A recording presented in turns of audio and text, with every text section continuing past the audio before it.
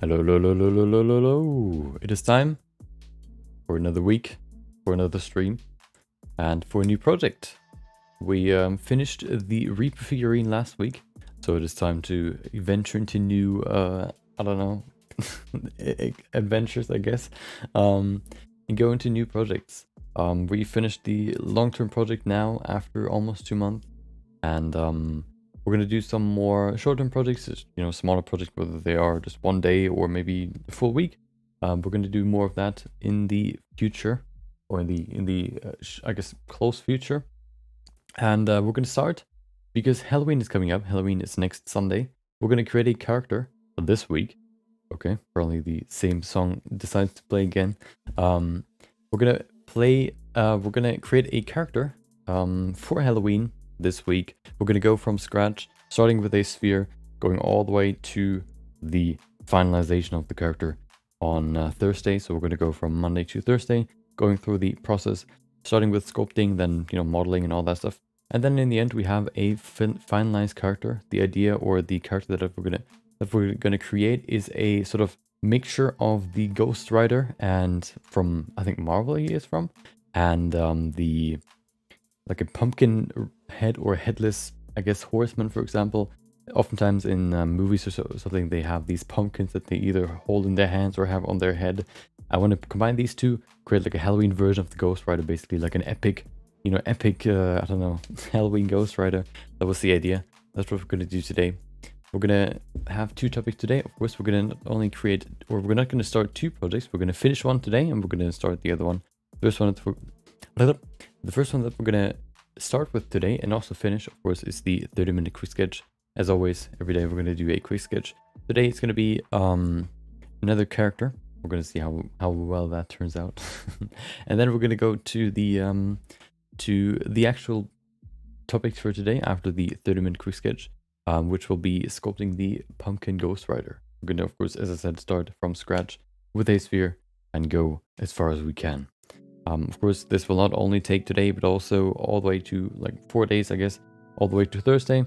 So on Thursday, we're going to see the finished result.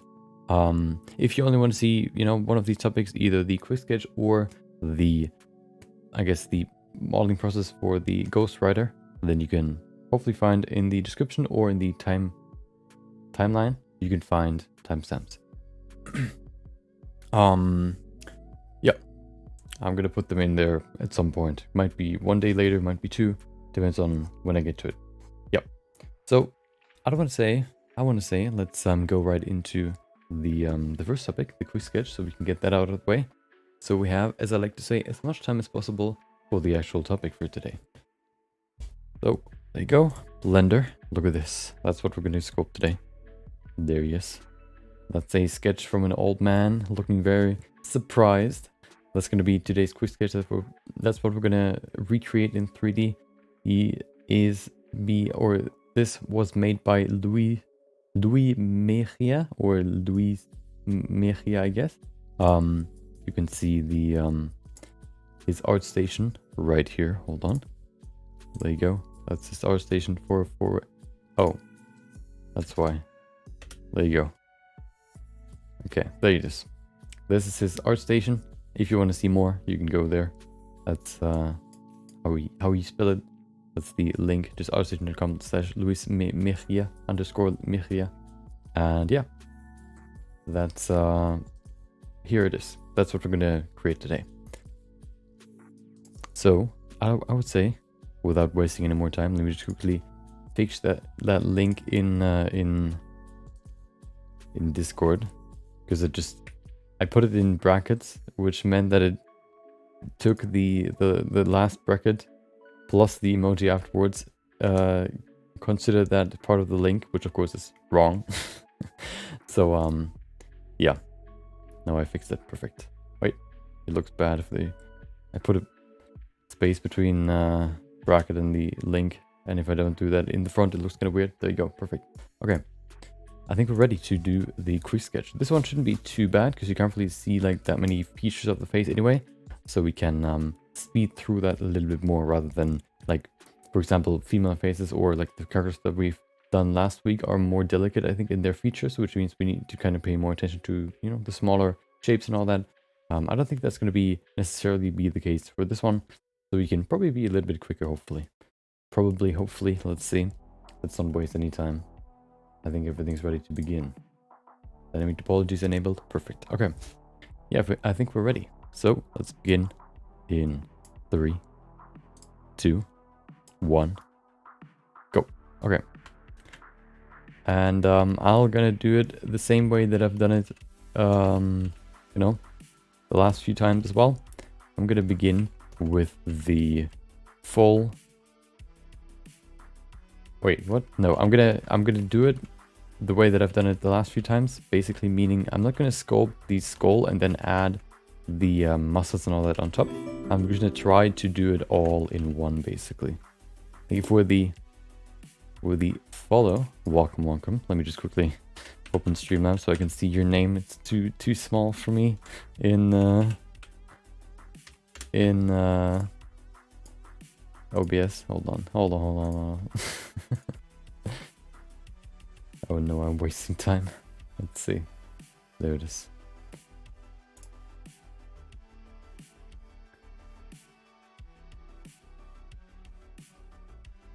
Okay. Nope. Hold on. Yep. Thank you. Come on. There it is. Or not. Welcome back. Eat Snat 17. I guess that was you. I would guess. Thank you for following. Hope you enjoyed the stream so far. Not much has happened so far, but we're gonna continue from here. Okay. Yeah. Okay. Let's begin. So I don't want to waste too much time here because, well, first of all, I don't really like to. You know, for these quick sketches, I always, don't have enough time to really make the character look amazing or whatever. But I still try to at least, make them look okay. So I can sleep at night when I think about them. And, I try to at least give them some sort of detail, some amount of detail. And it's harder, if you're stalling right from the beginning. But I've tried a few different techniques that I've kind of, I guess, retried. For example, this one, how you can very easily create space for the nose and mouth, as well as creating the cheekbones right here. Just doing this small sort of motion down here, going down and then upwards again. This way you can very easily create cheekbones, as well as the sort of nose shape, or at least kind of block out the nose shape, as well as create a nice mouth bump in the front, which you need anyway to add the rest. Hope you enjoyed your Monday. It's not. Mine was a pretty normal Monday. Of course, not as good as a Sunday could be, or maybe even Saturday. Saturday is probably the best day of the week, just because you don't need to work the next day, or you've worked on that day. Like the middle day where you just do nothing, or where you can fully dedicate your day to doing nothing. Not really, it was a boring day. Well, it could be worse, I guess. There you go. I've actually learned, so every time I sculpt these, of course I talk about what I want and what I'm thinking about, or what I kind of sculpt right now. And I learned a few more, I guess, words. I need a few new names for all these things. So, for example, for the jaw, I always just said jaw for everything that you can see down here, like this part. But it's actually called mandibles. And then on the side here, for example, this is called like the temple. Then you have the nose bridge, which is probably all of this, and then this would be the forehead, of course. I always just say, like, I think this one I call like forehead or eyebrows. I always feel better if I actually know the words for it. And, I don't know, just makes me feel better if I actually know what I'm talking about. Welcome back. Welcome, Svimi. Let's go with that. Welcome. Hope you enjoyed your Monday.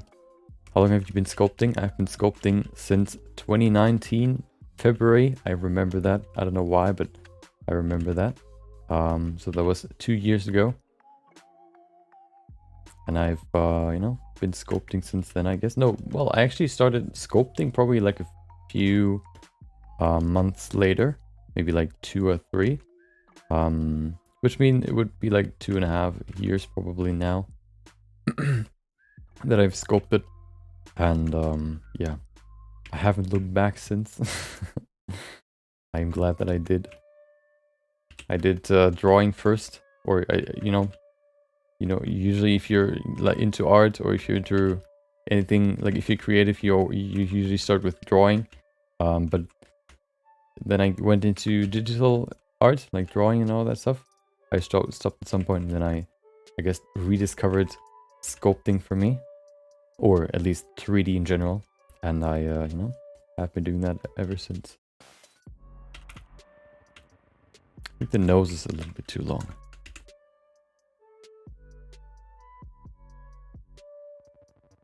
There we go. Blocking everything out first. Very important. Looks like a beard he has right now.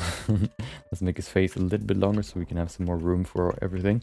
Usually if you make your, like the space between the lips and the bottom of the nose, or the nose in general, pretty long, it looks more masculine. So I try to kind of lengthen this a little bit. I saw a video, well, a few times now, with some, I think like Italian model showing off these, what are they? I guess you can call them like, they're these rings of like rubber that you can put in your mouth where you can chew on them. And they're supposed to strengthen or like build your jaw muscles. Here on the side, so you get like a chiseled jawline basically. Of course, doesn't work. But I guess I don't know if it's fake or not, but it looks pretty weird. Looks like a filter. He's like these. His face is not just like straight down like this. It is actually like going outwards. So if you look at mine, yeah, I don't know if you can see it, but it's more straight down. For some, it's going further into the middle. For him, it's like going actually straight outwards. Like, I don't know. It looks super weird. And he had like a few videos showing off him like having this rubber thingy in his mouth and just, you know, chewing on it and then showing, oh, look at my sick jawline. Yeah, but at least from what I've heard so far, is that it doesn't really work. But he made some headlines with that, I guess.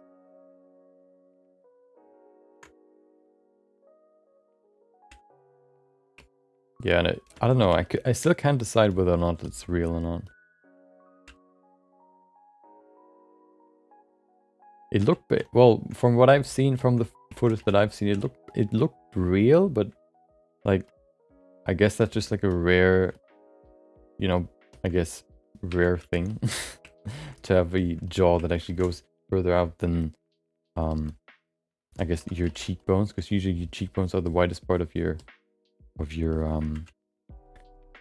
head. And having something that's wider than that is kind of interesting, unique, let's say.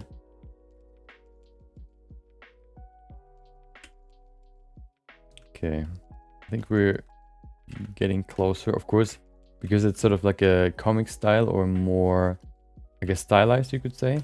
We can go with some more unrealistic or distorted proportions. Usually if you go for something more like comic or something, you try to make it, you know, look more, or comics, you know, usually go for something more, I guess, abstract, especially when it comes to real life things. So for example, for a face, you wouldn't have these proportions necessarily, but because we are in a stylized world, we can go with something more, you know, with something more creative, abstract, whatever you want to call it. There you go. Of course, putting that in 3D can be a challenge, just because you try to put something that just has been drawn, that has been put into 2D. You try to translate that in 3D. Can be kind of hard sometimes, but generally, if you change a few things here and there, it still works. you know, sometimes you see like drawings that look very, very real and very, very possible, look realistic, I guess you could say. You find these, but then if you try to actually try to recreate them in 3D, it can be kind of hard sometimes to do that without having to change a few, I guess, parameters or few aspects of the face or the body to really make it look right. But you know, that's just part of the process.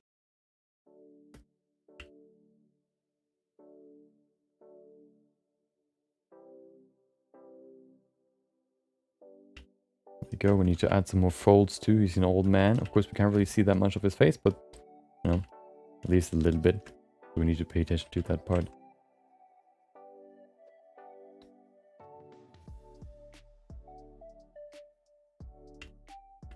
There you go. Okay, he has quite small eyes, quite round eyes, so I tried to make these holes quite round too.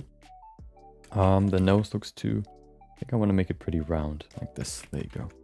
Yesterday I had a quick sculpt that where I had like a certain, I guess, theme for, where I tried to make, or the theme was basically just like round.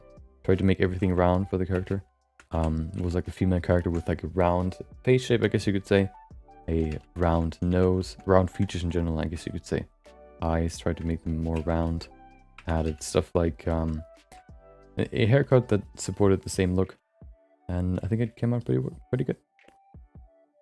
This one, I don't really know if I want to, I guess, add some sort of style to it. I think I want to stay pretty close, or theme, let's say. I want to stay pretty close to the original. Yesterday I had a reference, but that reference was more for the, I guess, aesthetics. I really only like the hairstyle for it, so I kind of created my own character around that idea or around that hairstyle. Sometimes I do that, sometimes I do, you know, just following what I see in the reference. Always depends on kind of my idea, what I want to do. Which is also what we're going to do today. For the actual topic, we're gonna create a Ghost Rider combined with a pumpkin or headless horseman. We're gonna combine these two, create a character that will then, you know, for Halloween. Halloween is coming up, so we need a character. We need one, so that's gonna be the one that we're gonna go with. There you go, I think that's pretty good. Let's go to the lips. We can probably just add a little bit more here. We don't really need to put too much attention, pay too much attention to them, because they're not really visible anyway. I want to go to the mouth though. Just add some more depth. Otherwise, it doesn't really look like a mouth. If it just stops right after the lips. There you go. See if we need to push anything. We can probably push the jaw forward. I like it.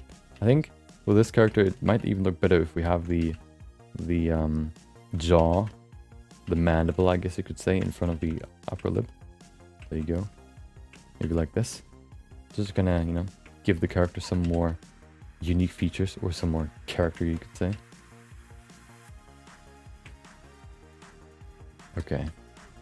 Let's add a neck, and the rest, yeah, that's the neck.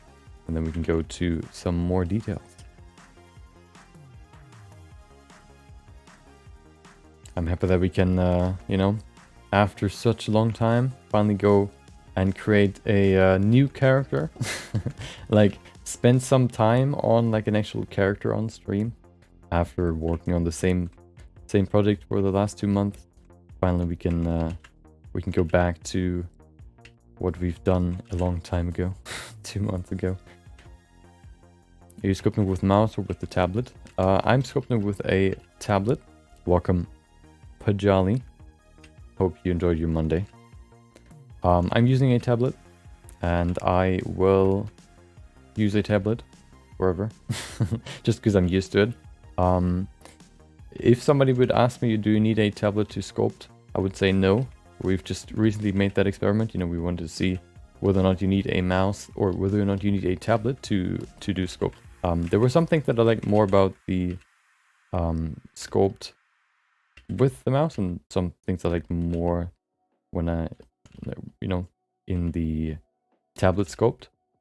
And my, the end result was sort of, or my end opinion, whatever senses, was that you don't really need a tablet, but it is definitely more ergonomic, and you can probably work a little bit faster with it. Just because, you know, with a mouse you always have to click, and with a tablet you just have to tap with your pen on the tablet, which always registers as like a clicking, which means you would either have to just tap on your tablet, or you would have to click all the time. And clicking, at least in my experience, I guess, strains your hands more. And I try to keep my hands as as healthy as possible. We have 40 minutes. Oh no. Okay, we need to speed up a little bit. I think we need to block out a little bit faster. Too much stalling. Okay, neck looks weird. Let's go into the stage 2, actually shaping the neck. First we just add some volume, now we go into the actual shape of it.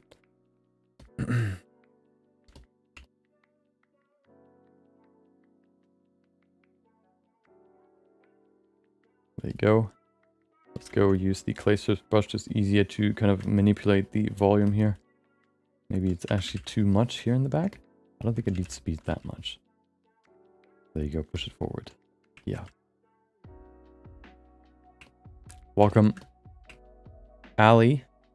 Hope you enjoyed your Monday too.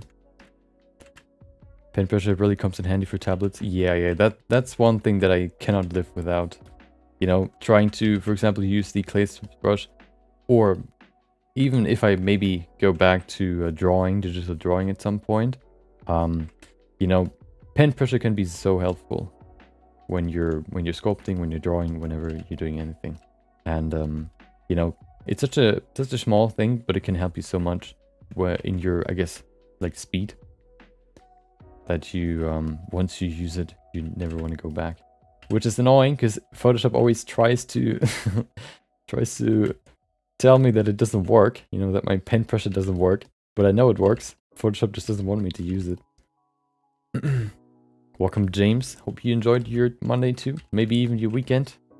Maybe you've done something exciting with your kids. Maybe you've just teach them how to sculpt. Maybe. Maybe they're aspiring 3D artists.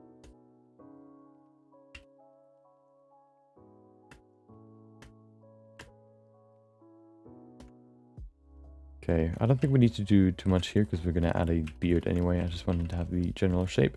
There you go.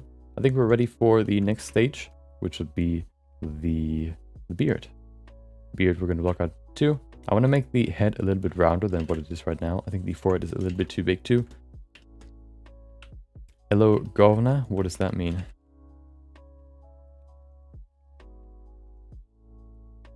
Are we having a fantastic day, night? I hope you have a fantastic day or night too. For me, it's already pretty late evening.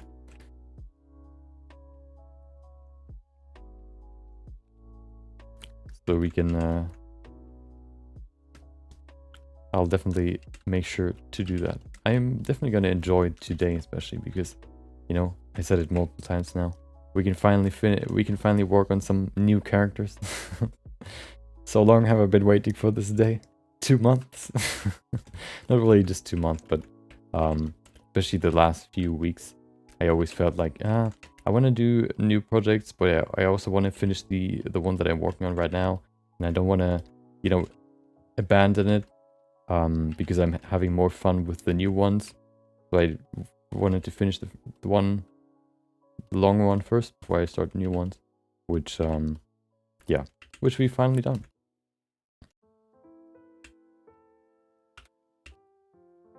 And a few videos, videos about that will come out at some point in the near future too.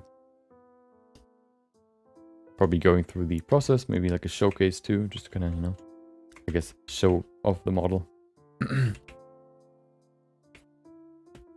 Okay, we have 10 minutes. Let's go to the ear. Let's just add a little bit more detail here. Not too much. The general shape's pretty simple. Let's bang that out real quick. There you go. Perfect. Oh, wrong direction. Okay. Problem always is I get used to the time that I have off stream when I do these on the weekends off stream, doing these quick sketches, because I usually take some more time there because I don't, I'm not streaming, so I can spend some more time on these. So I kind of get used to them, especially on Mondays. Like, I have enough time. Then I look at it and it's like 10 minutes left, halfway through the entire thing, and I'm like, oh no. Definitely been there. Always good for new projects. Yeah.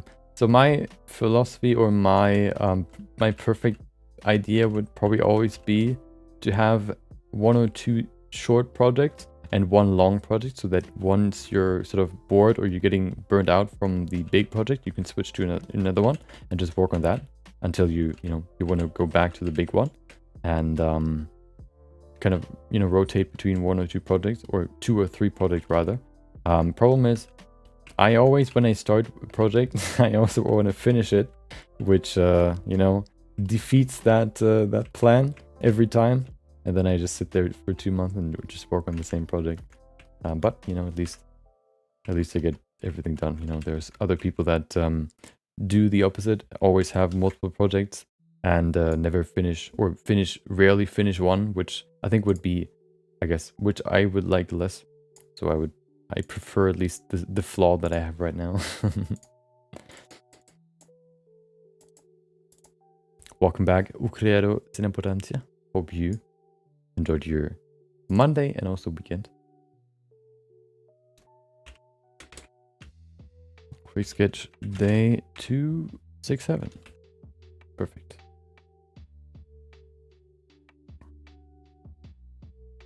Okay, time for the beard. You do have multiple.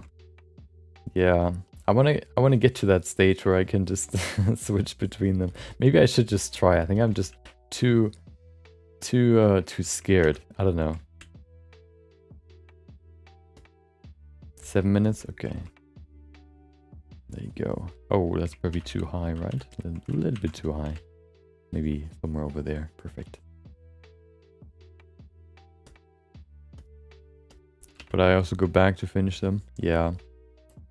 I don't think I would be somebody that wouldn't finish them. I just, I don't know. I always get hung up on one of them because I think about them, when I'm not working on them.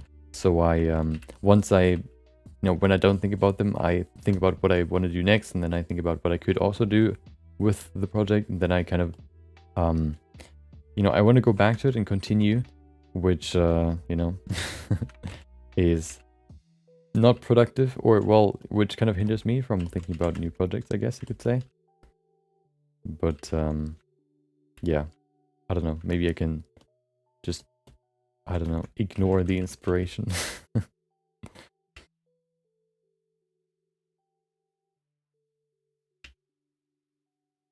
There you go. Maybe that beard is a little bit too long. I kind of want to push the mouth lower.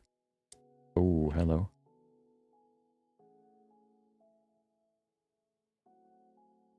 Maybe that's a little bit too low. There you go. I also added new music to the playlist. I wanted to find a good DMCA-free Halloween playlist, but I couldn't find any. I wasn't looking hard enough. So we're just working with the the good old playlist that we've been listening to for a long time. But I've added new music, so we should have at least a few hours more now. So there should never be a time where I'm gonna say, well, I heard this song before. Well, maybe in a few months. But then I can add new songs. So, there's an endless cycle until we have so many that either my hard drive is full, or yeah, we'll never run out of new music to listen to. And I only save them on my PC because then I can use them for videos. Otherwise I would just, play them. I don't know. I would just stream them. or listen to a stream. I don't, you know, I wouldn't stream them. I think my schedule is all over the place sometimes. So that you can't really focus on one, or that you kind of get, like, you think about, you have multiple ideas.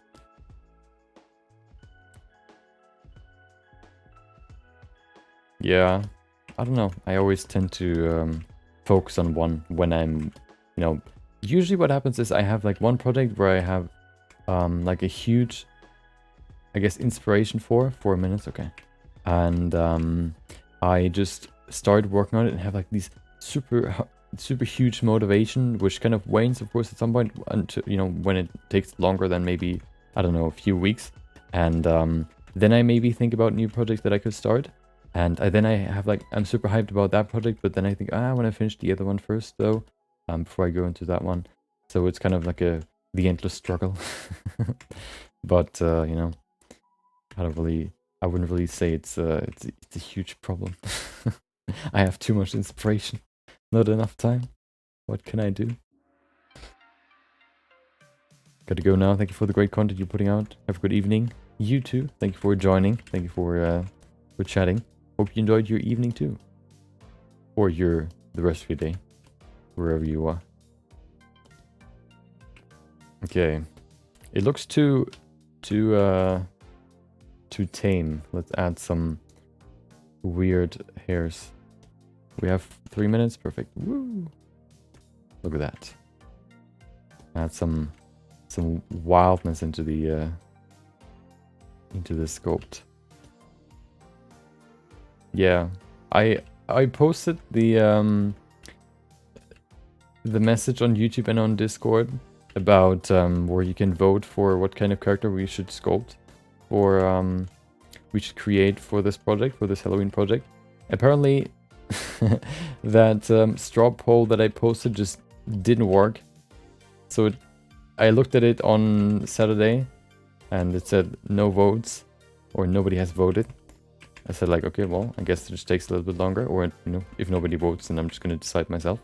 And then I looked at it today, and I was still kind of skeptical, like literally nobody voted. And then I voted myself, and it didn't count. Like, it didn't show me like, hey, there's one vote. You just said nothing. And then I tried again, and it said, like, hey, you voted, so, you know, you can't vote again.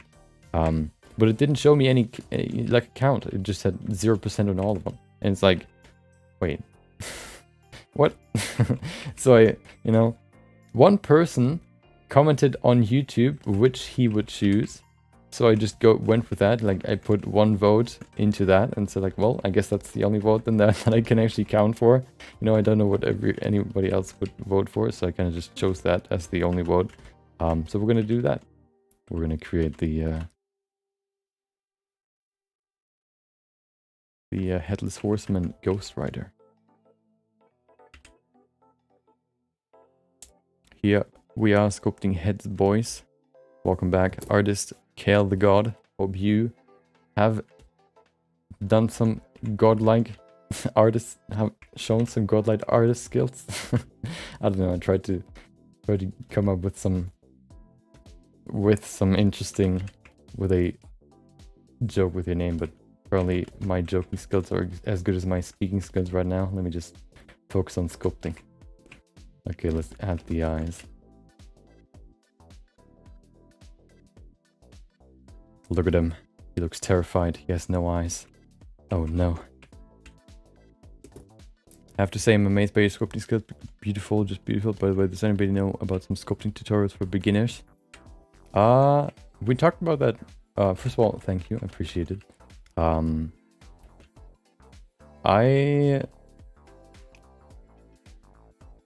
You could probably just look for Blender sculpting tutorial, beginner sculpting tutorial. I think the first one that would come up then would be from Flip Normals.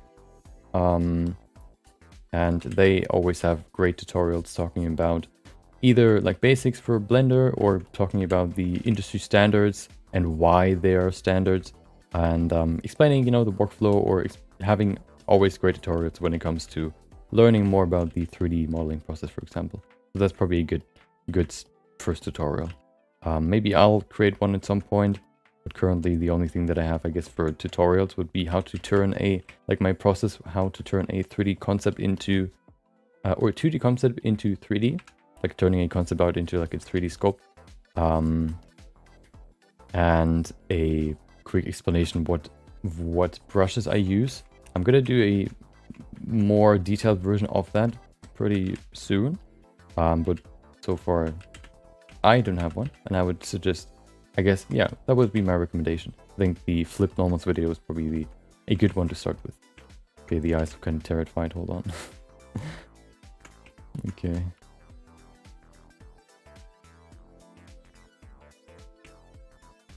Add saggy eyes. There you go. Okay.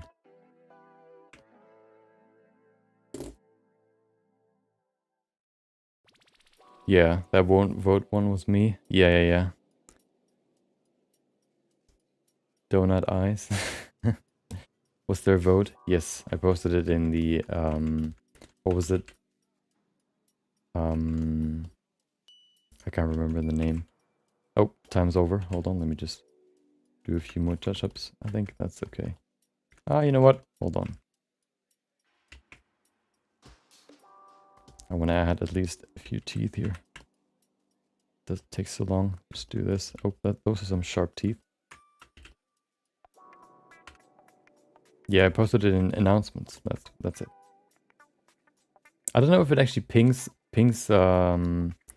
like everyone in the server if I add everyone by editing the original message, because I forgot it. I wonder if that still pings everyone. I guess it would. I just don't know. Okay, there you go.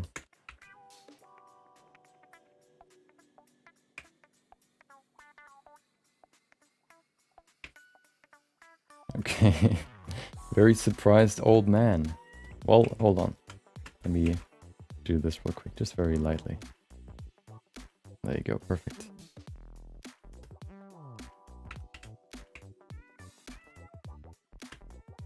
Okay.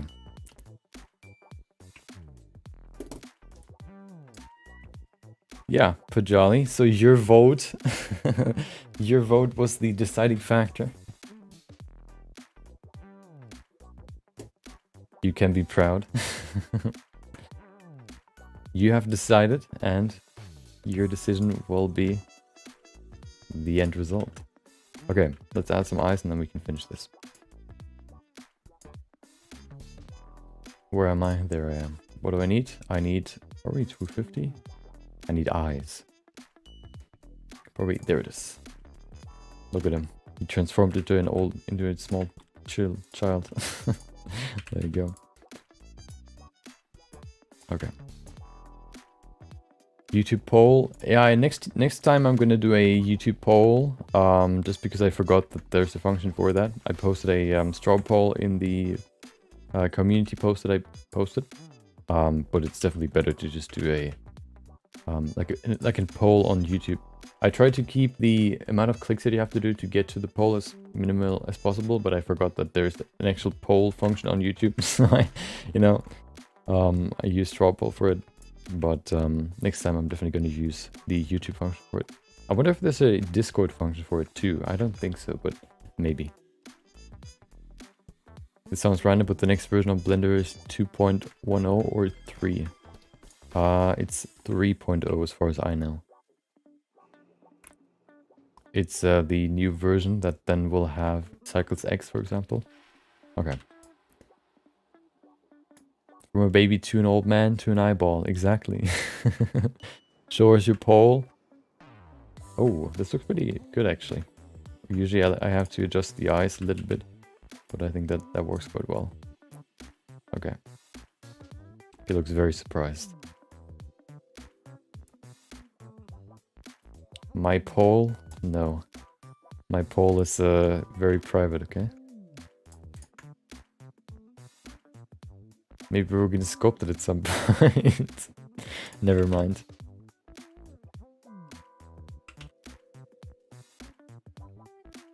That's gonna be exclusive content, okay? It's not sculpting myself. It's gonna be you know, you can probably imagine what the title would be. Okay. I think that's a good shot. Maybe we can rotate it slightly so we can add some irregularity to this. There you go. Just slightly. Maybe even in the other direction. Usually, when you, I guess, design stuff, usually if you have an axis that is slightly tilted upwards, or going from left to right upwards, it is more associated with positivity. If it goes downwards, it is more associated with negativity. And if you rotate it this way, it kind of looks like, you know, it kind of adds the sort of axis into the image, making it look more maybe disturbing. I don't know. These small things. Oh, look at it. Hold on.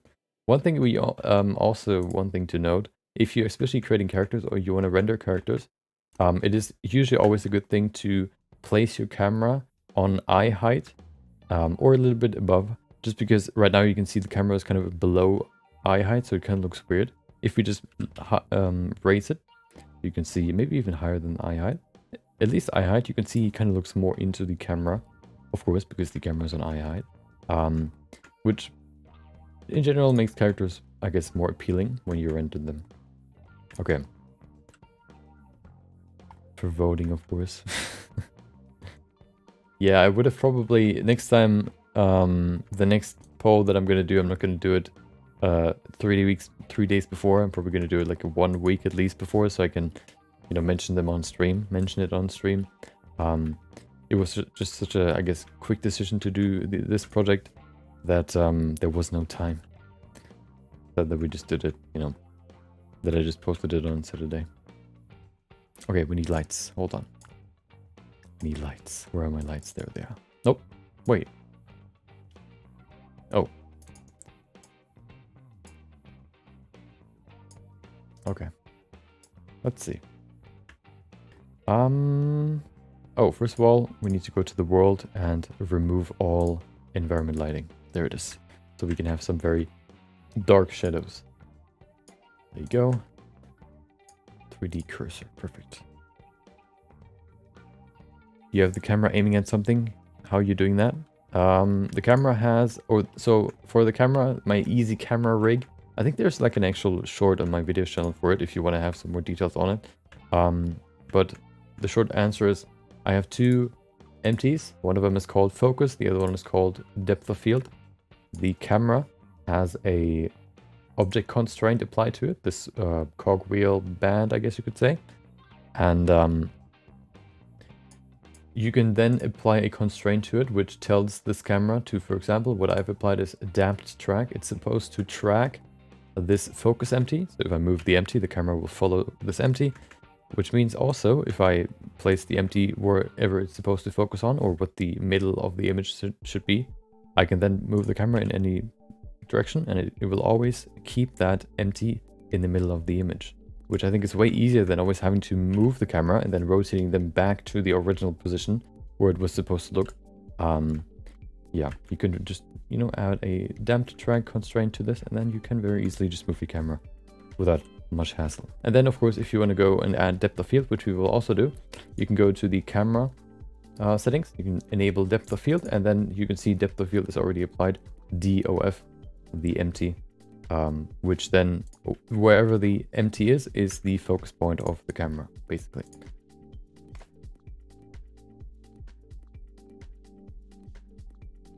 Invite is expired. Dude, why? I always, hold on.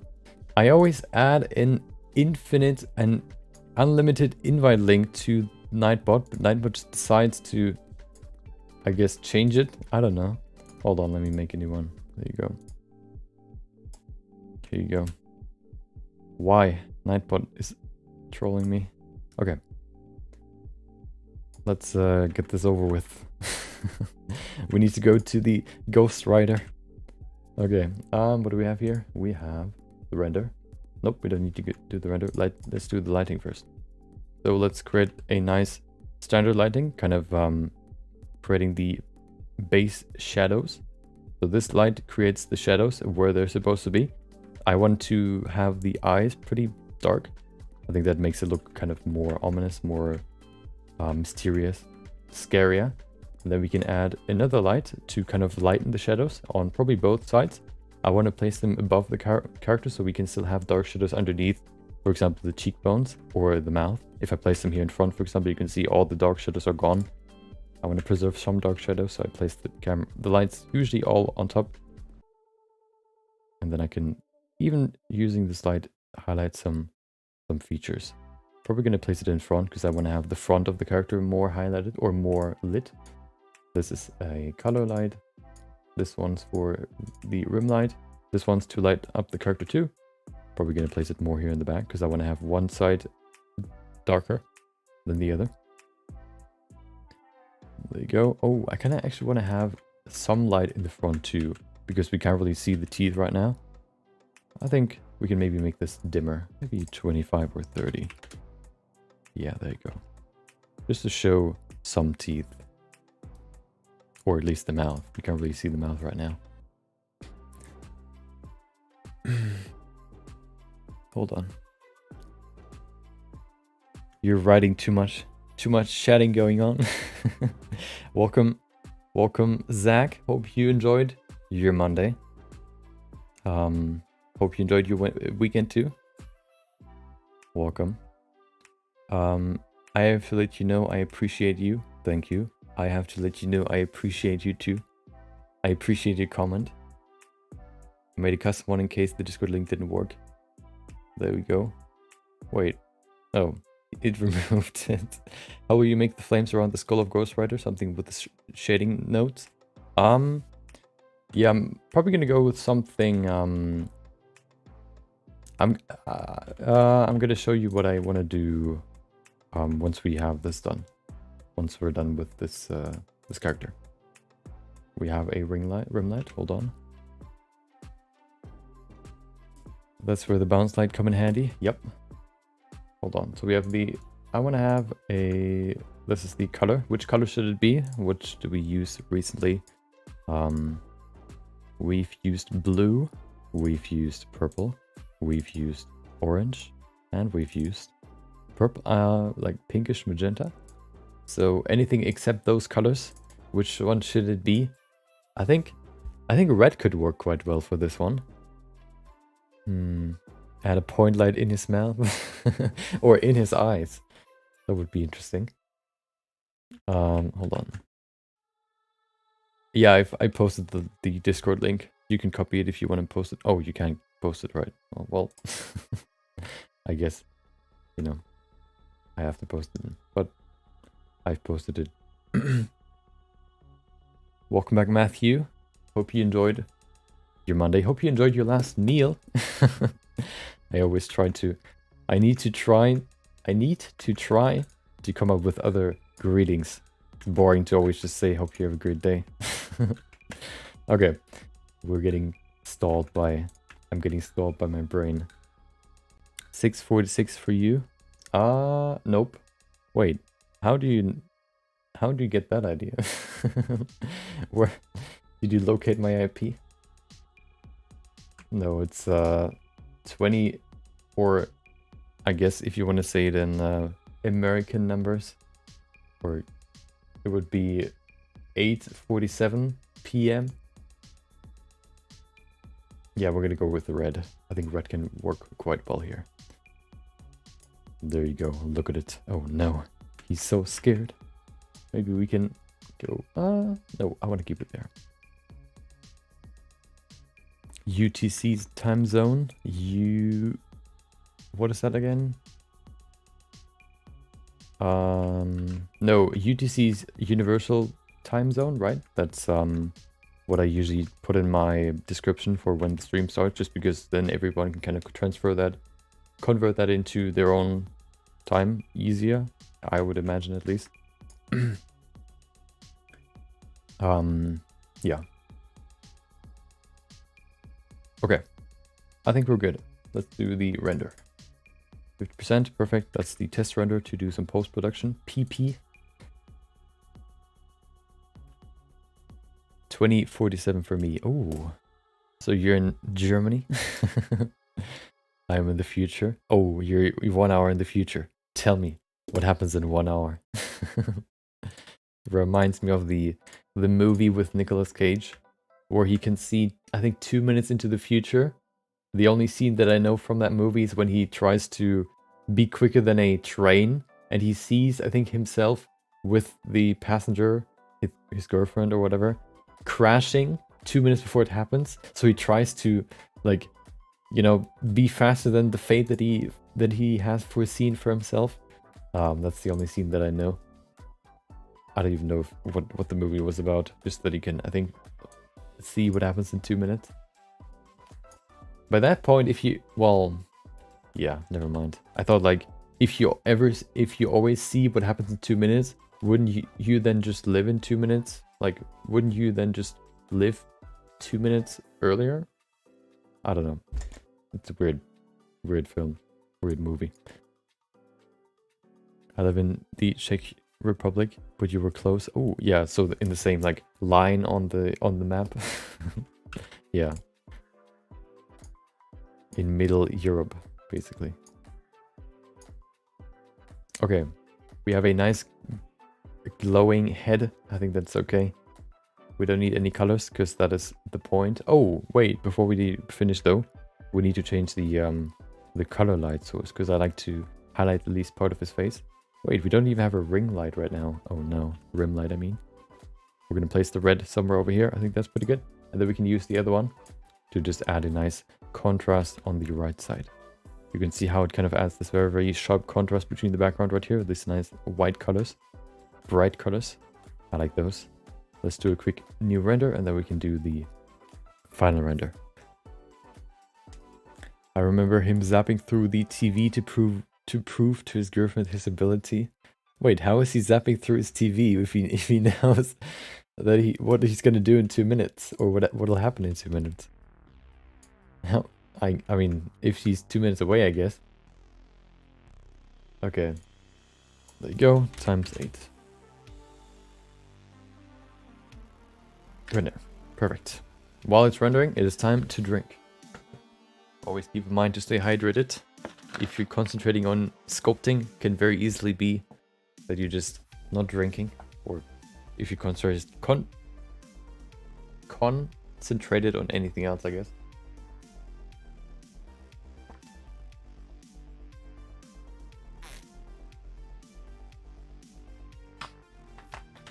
There you go. 28 seconds. He was predicting the lines from the... Oh, okay. From the movies that it would end up zapping into. This is the face I make when there's no toilet paper. Oh no. Gotta use my hands again. I heard someone recently say that they time their... What did they say? They time when they go to the toilet with when they want to shower. So when they then, you know, take a dump, they can immediately go into the shower to be clean again. Like, okay, I guess, you know, if you can plan it that well, I guess that works. I guess. I couldn't do that. But I guess, you know. Well, you could probably actually do that if you would plan out when you would eat. So, for example, if you eat a lot, of course, at a certain time, you would you would sort of know when you would need to go to the toilet, to go to the restroom. I guess you could plan it out, but that would be way too much, way too much planning just for such a small thing. We sketch day 267. Like, there's toilet paper. You can use it. I don't know. Of course, you're cleaner afterwards, but of course they wouldn't just use. They wouldn't just use always poop before shower. Basic rule for a happy life. They would use toilet paper first to get, you know, the major parts off, and then they would go into the shower. They wouldn't basically like take a dump and then go into the shower right away without wiping at all. You know, that's an important part of the story. Yeah, they wouldn't just go straight into the shower.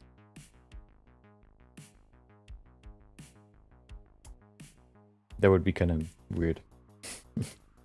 Okay, let's go. Oh, I wanted to add depth of field. Well, now it's too late. Go here, make it darker, add some more contrast. There you go. There was a video that I wanted to watch at some point. It was called Why Some... I don't know, remember what it was called, but the topic was basically why some colors, even though they have the same saturation. So for example, the full rainbow, all the colors on the rainbow, if they have max saturation and max brightness, they would still, some of them would still appear darker than others. So yellow would be very, very, very bright, but purple, for example, would actually appear pretty dark. I wanted to know more about that, but I haven't watched the video yet. I think it is just because I probably just the light or the waves that get emitted from the different colors are just, I guess, less or more, which then appear darker or brighter. That would be my guess. But I would be interested in why that actually is the case. And if you can do anything against it, I guess. I guess not really, you know. The color is the color. You can't really, except for changing the color, you can't really change the look. So we couldn't add depth of field, but what we can do is we can just switch this, make this a smart object. You don't need to know what that is necessarily. It just means that it preserves the original look of the image. And then we can apply a sort of depth of field in here, which is an iris blur. You can place it here wherever the focus should be.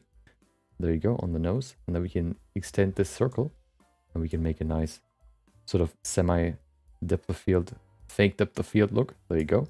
You can see everything outside of the face will be smooth. There you go. Perfect. Look at it. Isn't that amazing? Now this here in the back is nice and smooth or blurry, and the rest is sharp, crisp. There you go. This is the face when I make when there's no pasta. I'm from Italy. Not to be, you know, I don't know what you would call that. It wouldn't be racist, I guess, but something like that.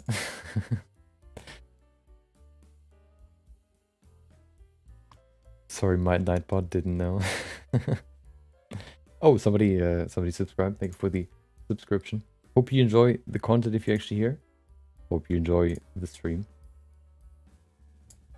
We still watch Blender Senpai. What is... Oh. There you go. I always forget that. Oh, that's the wrong one. I don't know why, but the Blender capture doesn't work anymore. There you go. So, okay. So what I've done here is I've just added... I've brought down the gray values and added more contrast to the entire thing, basically. So you can see right here. And then I added snazziness. I don't know, Google Translate translated it weirdly. This thing, it's basically saturation, but a little bit softer. I've added that too, so that these colors here on the right are a little bit stronger. And then you have this iris blur, which looks like this. So you can place it wherever the focus should be. So the middle is the focus. And then you can basically, the circle is basically, the outer circle is the maximum blur. And then you can see these circles here that you can move are the minimum blur. So this is basically where the blur starts and this is where the blur ends. Everything around it will also have max blur. So you can place it in a way where you can sort of imitate or fake depth of field. So if I push it all the way into the middle, you can see even here you have some blurry edges. And if you push it further out, you can see the blur isn't as, I guess, wide. And this way we can create fake depth of field. There you go. Something, something, visible light spectrum, something, something. Purple seems darker than yellow. Because it's the furthest range of visibility. You know what? Hold on. Now I'm curious. We're gonna look it up in just a second. Halloween character. Nope, that's the wrong one. Quick sketch. There you go. Okay. Perfect. By the way, if you want to know, or well, if you want to know the the quick sketch that I scoped on the day, or I don't know, if you want to chat with other people in the community, or you want to know when the stream starts, join the Discord. Also, I'm gonna post, I guess, news. I don't know, like you know, when posting the poll for any new surveys for any new, I don't know, ideas, new projects, you know, or you can ask questions. Oh, of course, you can. We're gonna do, you know, we do personal feedback sessions every second day, every second week. So if you have project or finished projects or whatever, or you want to get feedback on characters or whatever, you can post them in there too in the personal feedback channel, and then we're gonna look at them in 2 weeks on Thursday. Okay. The link. Do I still have the link? There you go. Or you can of course subscribe on YouTube. On YouTube.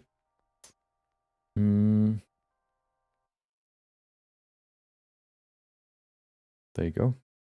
I think we're ready. I'm going to upload the image to social media. And then we're going to begin with the actual project.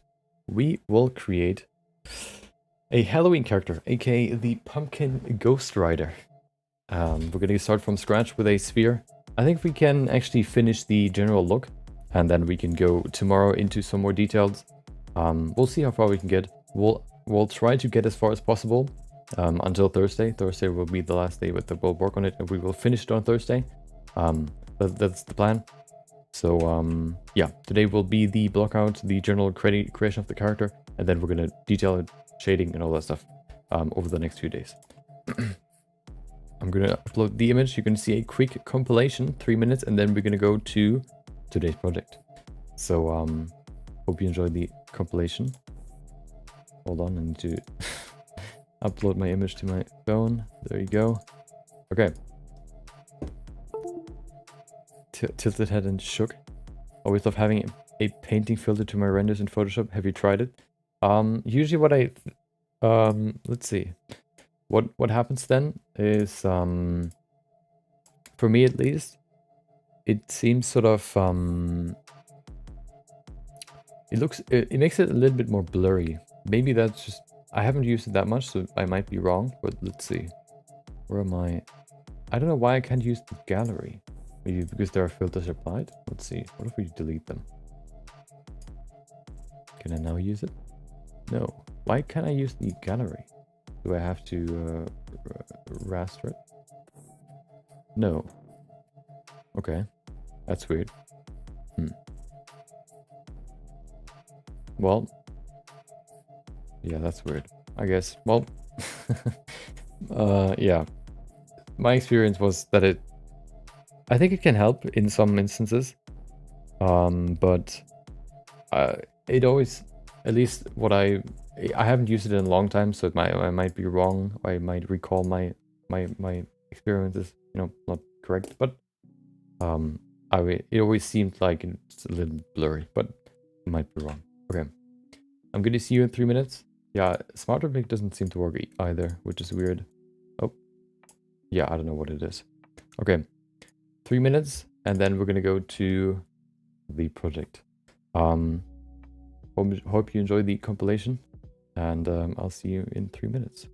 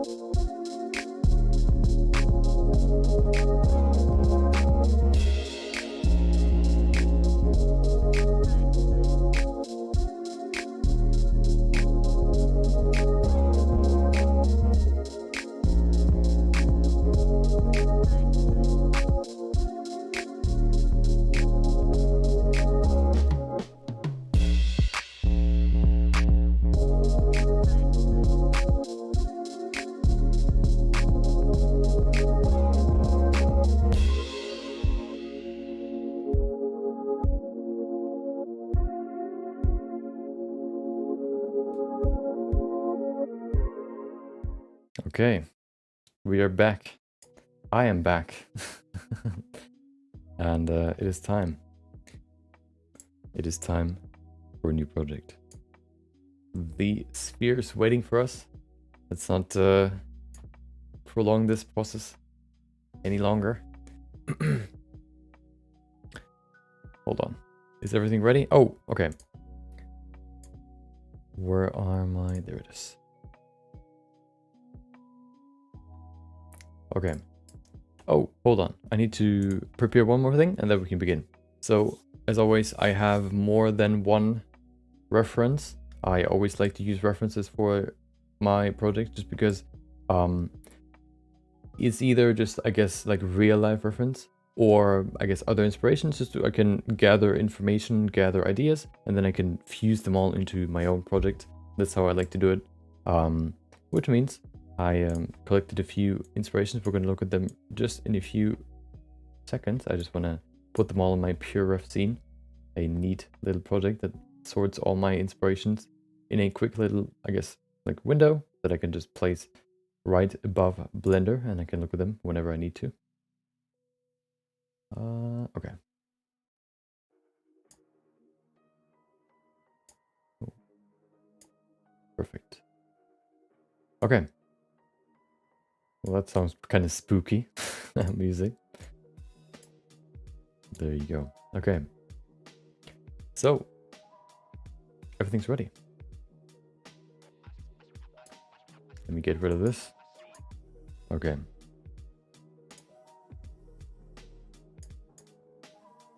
Okay, perfect. So, Halloween is coming up, which means we need to make a new project. We need to make a project that will represent Halloween. We have 1 week left. It is time to create a project that is Halloween worthy. Somebody, I think James said, hey, let's make a Halloween project. And I said, well, that would be a cool idea. I think Halloween is always a cool, I guess, theme, just because there are so many different ways you can go. You can go, I guess, happy, you can go dark, you can go epic, you can go whatever it is. We can do not whatever we want, but we can go with different themes. The theme that we're going to go with is an epic Halloween pumpkin Ghost Rider, combining basically the aesthetics of the Ghost Rider from Marvel with the Headless Horseman, basically putting a pumpkin on the Ghost Rider body, basically. Sort of combining the two with this epic leather shirt, leather jacket, and the chains and all that stuff, and adding a burning pumpkin hat on him, basically. That's the sort of idea that we're going to go with. That's going to be the idea. Let's go to the inspirations that we have here, and then we can go right into the process. We're going to go from scratch. We're going to begin with a sphere that you can see right here, and we're going to go through the entire process, working from starting with sculpting, blocking out the entire character, and then going into shading, lighting, and then finishing the entire thing. Let's go to the inspirations first before we go into anything else, and then we can begin the process. So, as I said before, with every project that I do, I like to collect inspirations, ideas, or in general just references to kind of fall back on, or to kind of inspire myself, and maybe incorporate some ideas, get some new ideas that I can then combine together into my own project, into my own character. So if you go into my... Oh, that's the wrong window. There it is. If you look at the inspirations that I have here, I have them all neatly set up in my pure ref scene. Here they are again. You can see stuff like this. I've basically combined, I've just gathered some references, first of all, for different ideas, how you can create sort of like the dark, burning pumpkin head, I guess, character, how he could look like. Then of course I've added some Ghost Rider inspiration, like references, whether it's like a full figurine or just like these comic book covers, for example, or just artworks, I guess you could say. This one is probably the best one in terms of inspiration. I think this has the coolest aesthetic that I want to kind of adapt the most, probably. We have this one here too. This is sort of the idea with the Headless Horseman. He doesn't have a head. He's riding on a horse. He has a pumpkin instead of the head, I guess, that he can take off, like this, for example. I really like the jacket that he has here. So we're gonna, combine different features from different references and put them all together into our own character. And yeah, that's going to be the idea. We have a few expressions here too if we need them. And that's all that we have here. We don't really need that many references because generally the idea is pretty clear. So yeah, I think we're ready to begin. I don't think there's more that needs to be explained. We can begin. We're gonna of course start with a sphere as always. We could start with a base mesh, but I think especially for this one, which is more like it is very different than like a normal, I guess, like character with a body and a skull and all that stuff. It is pretty different, so I'm just gonna start from scratch, which is honestly pretty I would say it's actually a pretty fun process for me to start from full scratch, just because I don't know, I like the entire process and seeing it all come together, just from a sphere going all the way to the end is, I don't know, just enjoyable to me, I guess. So we're gonna start with a sphere, and the first step will be blocking out everything. What I wanted to try for this one is I wanted to set a timer for every probably 30 minutes, just so we can talk about the current state and what the next plan will be, to make it a little bit more, I guess, to kind of stay up to date, I guess, with the progress. You know, I always, you know, I'm not just gonna sit here and scope for the next 30 minutes, but you know, we can kind of recap what we've done, why, and what the next plan will be, what the plan for the what the next step will be. That's something I wanted to try. So we're gonna set it to 30 minutes, and then we can begin. Okay, I think we're ready. Everything's ready. I have my references that you can't see because they're above this chat. So yeah, we have this. Okay, yeah, we're gonna block out everything first, and then we're gonna go to the yeah, to detailing them. So yeah, I think we're ready. Okay, yeah, I mean, I guess we could just start. I think what I'm gonna go for is I'm gonna start modeling the Ghost Rider in itself, and then I'm just gonna change the head with a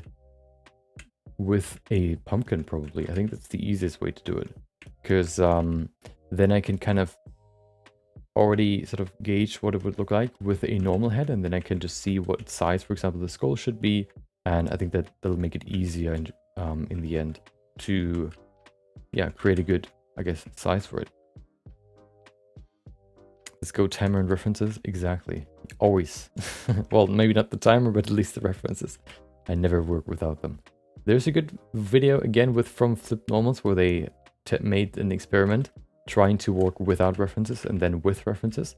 They made basically like an experiment where they first thought like, hey, what does a chimp look like? And they made a chimp. Actually, do I need to go into more detail than this? I don't think I really need to. I just want to have the basic shape here. So we're going to keep it pretty light. We're not going to keep this, so why would we spend too much time on it? So yeah, they made an experiment where they went over they thought, hey, what does a chimp look like? So then they sculpted it from imagination, you know? They just thought, well, what does it look like? And then they tried to sculpt it, which looked very weird. And then they looked at some references. I think they looked at some references, then waited 30 minutes and tried to sculpt it again.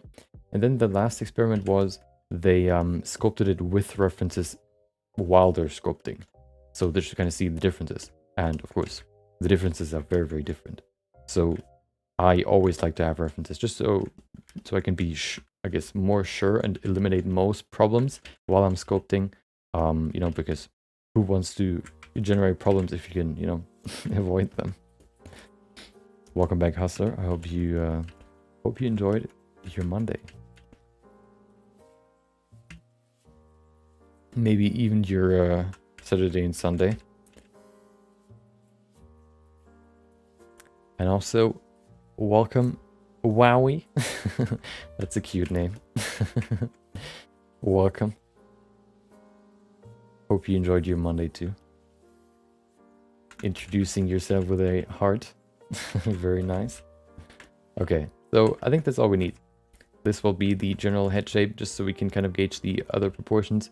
My sort of workflow when it comes to proportions is generally I'm starting always with a head, because especially for bodies, a head is very, very important when it comes to proportions, because you can basically say like 7 or 8, well, 7.5 skulls are basically the body height.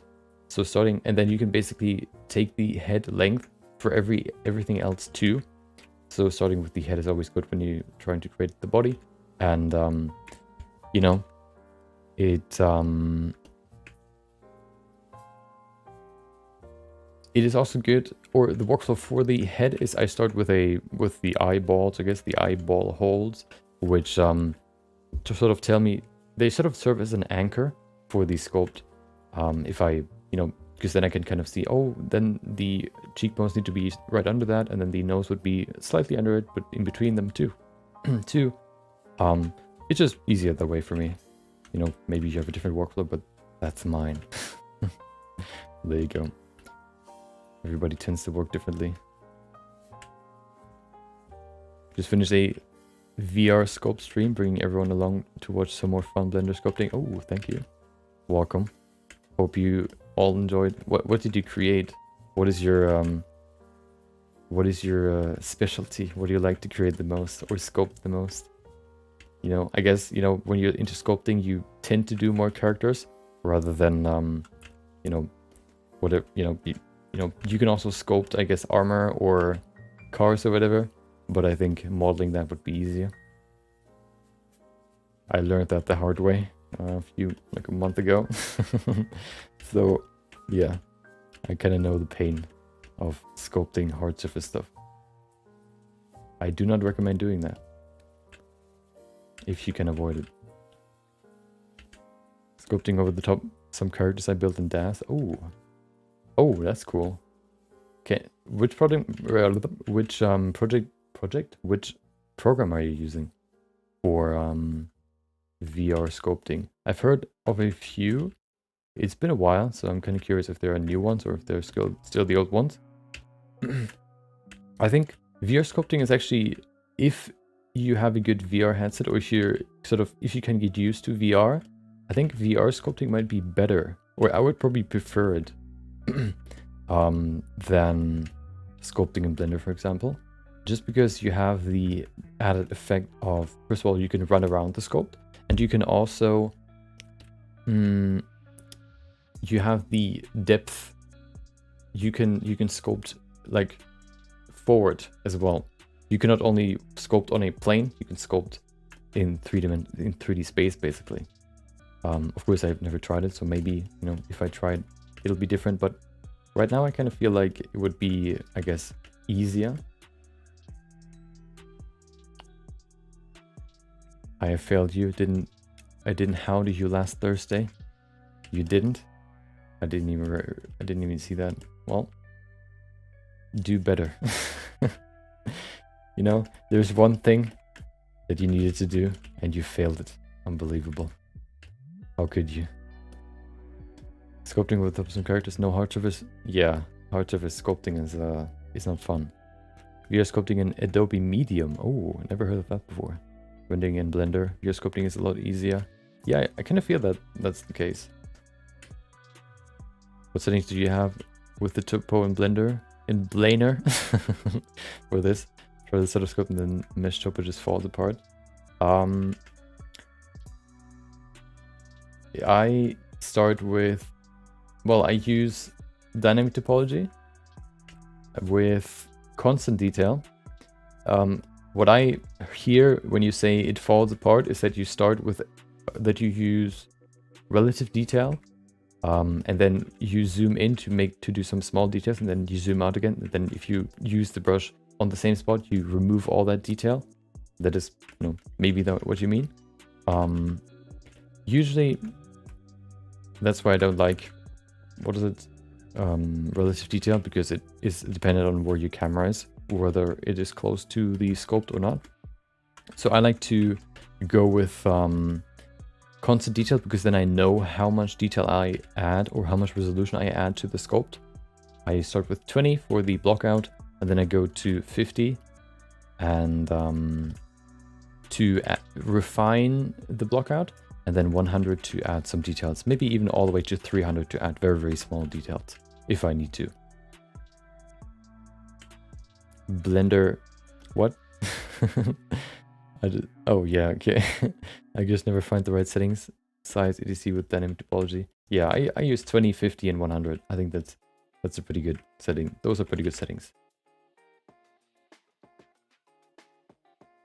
It's of course not like ZBrush, you know, but you know, it's pretty good. Oh.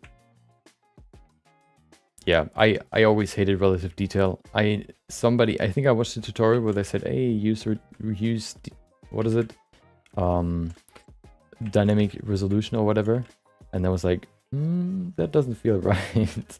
And then I quickly went to constant detail, because who wants that? Who wants to go into detail by going closer to the sculpt?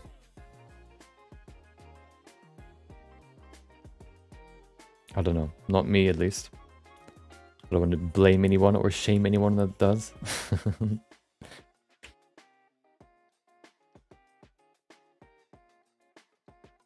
Are we just doing a bust? We'll probably do something like this here. Maybe with some arms too. Just to get the overall look. We're probably not going to do a full body just because that probably takes a little bit too long.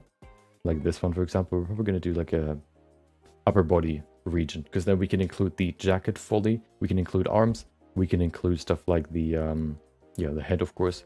I think that's what we're going to go with. Somebody asked, oh wait, I didn't even start the timer. There you go. Somebody asked how we're going to do the fire on his face, or on his, I guess, head. Probably just going to do stuff like this.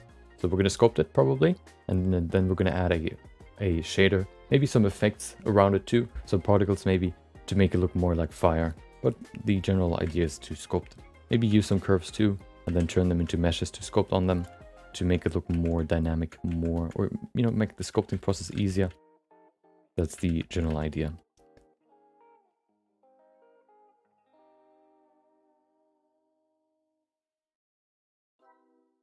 Okay. So the back looks kind of weird. He needs to have a muscular back. Let's add some more volume here. Smooth it. Okay, let's add some neck muscles. There you go. That's the spine. That's the spine there in the middle. Starting from there, going to the side. Not only going to the front, right here, but also going to the back. Well, it's not really going to the back, but it's kind of it has this T shape like this. There you go. There's also this weird kind of hole here in the middle. I don't really know what that is, but there's like this bigger part here in the middle that I want to keep. There you go. And then there's like this T shape going to the side here. First of all, forward, then also to the shoulders. There you go. We also have the shoulder, which goes all the way to over here. And then, of course, to the arm. There you go. And then the front part of the shoulder also goes all the way to over here. Generally speaking, you can actually draw a line from here and then following to the shoulder. If we look at my good old Roberto, my anatomy reference, look at him. Do you see the line? You can see it right here. Zip. Right there. I don't know. I can't really... There it is. Zip. Do you see it? That's the line that I mean. I think that's a pretty simple way to remember where the shoulder sort of connects to the whatever that bone's called. I always forget what it's called. Look into my eyes. Your souls are stained with the blood of the innocent. Feel their pain. Is that an actual quote? Oh, mask needs to go. Isn't the Ghost Rider a good character? Isn't he supposed to be an actual like hero, but just like a villainous hero, I guess? Or does he have his own background or goals? I don't know. I don't think he's really that fleshed out. He's more like a spin-off character, I guess. You have a YouTube and Twitch integrated chat? Yeah. You can even go to Twitch and then chat with yourself on YouTube. If you want to do that. that's the trap right here. That's the shoulder right here. And then we have the, what is that? I don't know what they're called, but there's another muscle right here underneath the shoulder. You can see it right here. This one. This sort of shape right here that we can see right there. I'm not going to add it yet because I'm going to pull down the entire body soon. Right now I'm kind of focusing on the upper part of the upper body. Ghost Rider's an anti-hero. Oh. What does that mean? He's doing whatever he wants, I guess.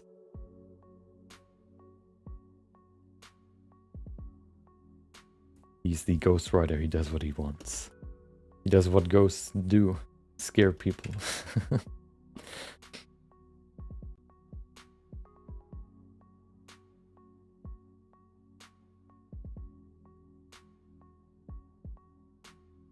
There you go. This song was trippy.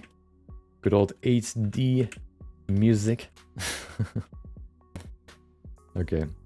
Let me exclude the arms right here. Oh, because I'm gonna, create the arms separately. Not separately, but I'm gonna,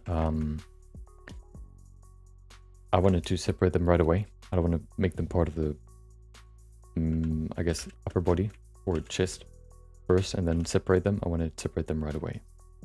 There you go. That's the chest area. Oh, that's a nice fall off right there.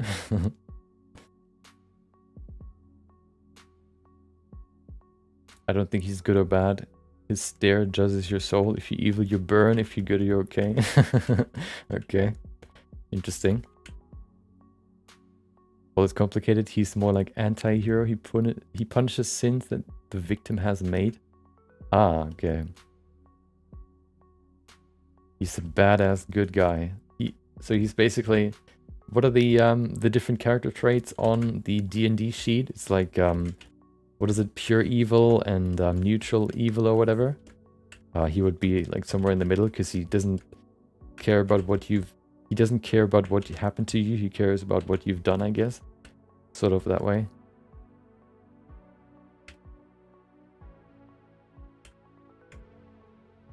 Okay, there you go.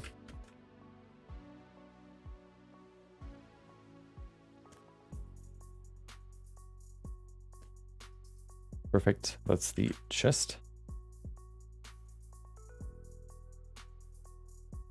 The back, we can extend the back now. All the way down. Perfect.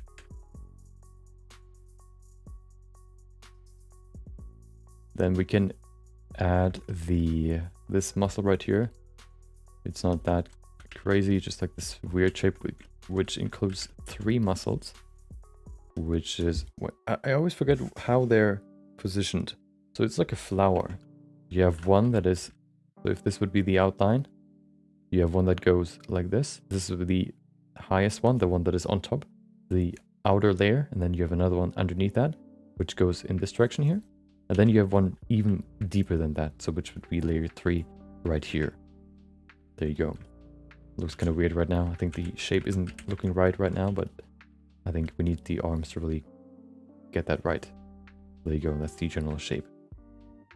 Okay. I think they're a little bit too small right now. I want to push them further out. He needs to have a hero's body. He needs to have more musculature, a wider frame. We also need to move these out a little bit. There you go. Okay. I think the shoulders... The head is quite big. Let's make the shoulders wider. There you go. Roughly 3 heads in a row is basically the body width or shoulder width. So I think that works better. It was just too small, too slim. That's better. Sorry for my English, still learning. Same. I won't blame you for mistakes. And I will smite everyone that will. I will be the language ghostwriter. I will avenge anyone that gets made fun of for mispronouncing, misspelling, or anything of that sort.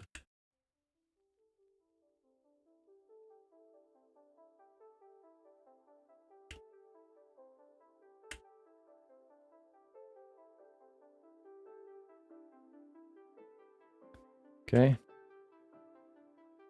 Smooth it out. We need more room here.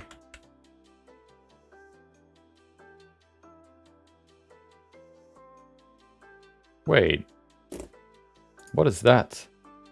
First of all, why do I get error codes when I want to... Okay. Wait, that song sounds very, very similar to a different song from a different band. That's kind of ominous. That's interesting. Stolen? Question mark. Dude, if only I knew the song name. I don't want to go through all of them right now, but... Dude, yeah. It sounds very, very, very similar. The laterals attached underneath the arm. Yeah, it's somewhere over here. They actually attach to the lat attached to the arm, which is somewhere over here to the bone.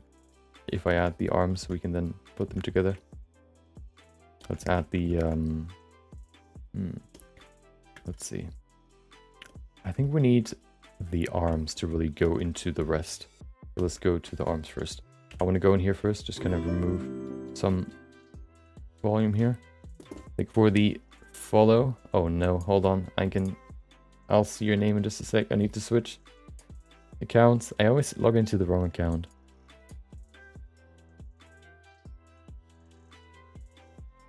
There it is.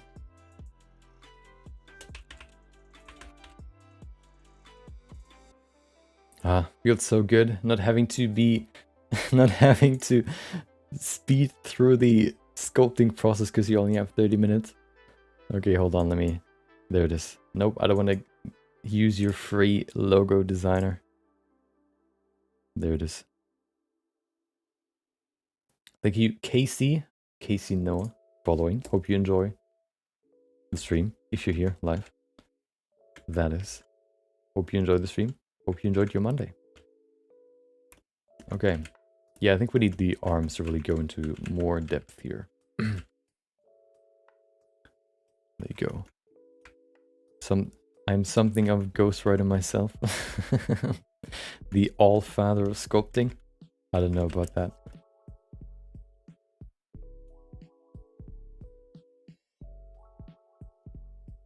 Okay.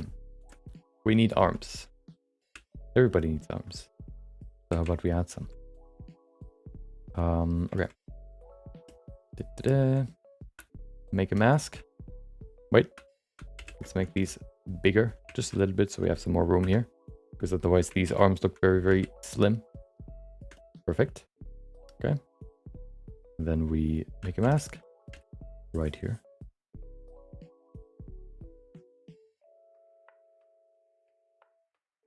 Invert. I want to pull them to the side so I can pose them afterwards. So I'm gonna, yeah, I'm not gonna just pull them straight down because then they're gonna be very close to the rest of the sculpt. I'm just gonna do it like this. There you go. And then we can refine them. I see a problem. We need to bring the mask closer to the middle, because otherwise the armpit is too big. There you go, that's better. Oh, okay. Nope, that's the wrong button. There you go. Me too, in the sense that all I get to write are ghosts. Okay. I mean, if you're into that, I guess. I won't judge. Okay, those are some huge arms. And there's the nice follow again. Quick tip, if you want to have, if you just want to pull down geometry very, like straight down, you can switch the fall off from smooth to constant. And then you can just pull them down and they will look like tubes. There you go. Looks like a Roblox character. Perfect. And we're done. Okay. Give him nice pecs. Oh yeah, he will have the nicest pecs you will have ever seen. Okay. Smooth it out.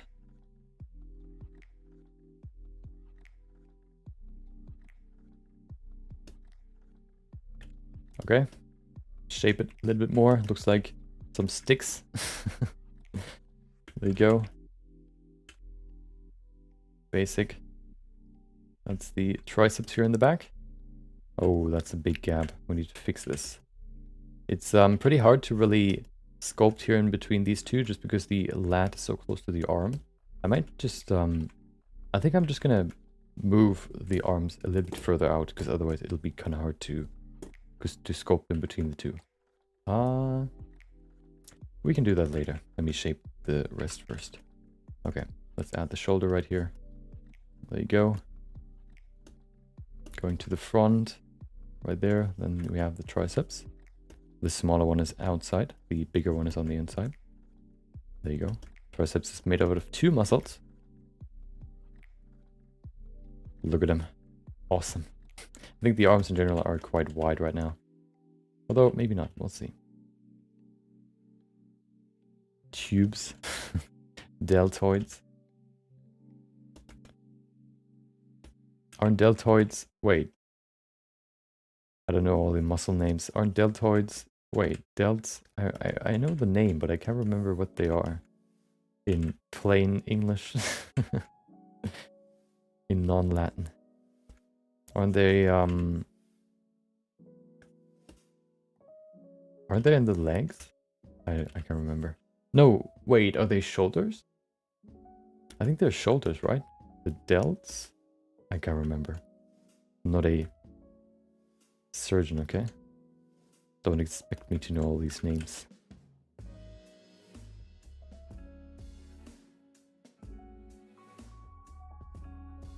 There you go. The biceps goes all the way to up here. So let's do that now. We have the shoulder. I think the shoulders might be a little bit too wide, but we can fix that later. There you go. Oh yeah, hold on, let me push everything closer together.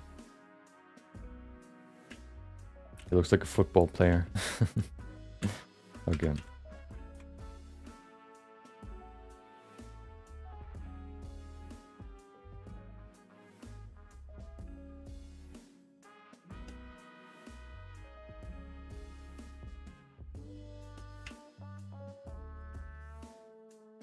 This song is so weird. Okay. There you go, we have the, I guess, block out of the biceps. Looks kind of goofy right now, but we're still in the process, okay? There's always the ugly phase of every sculpt, and we're right in it.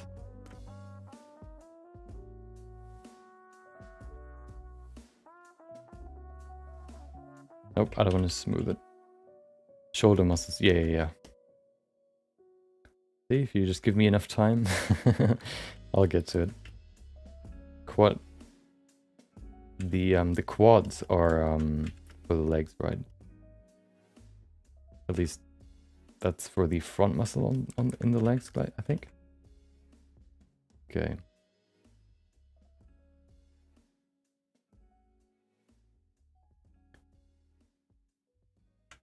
Ugly face is rough. I wish I could get out of it even once.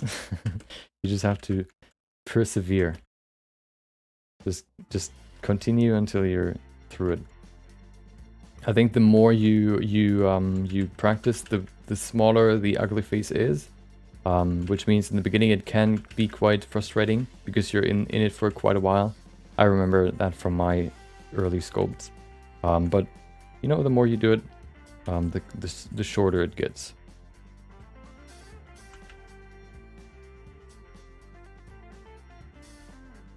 Okay, there you go. The biceps looks smacking hot, like his head. Okay, we're gonna go with the rest later. We need to add the chest first, because right now it kind of looks like he has nothing here in the middle. It was kind of weird. Let's add the chest. Chest connecting to the... yeah, to the arms too. There you go. Just adding general volume first, and then we can shape it.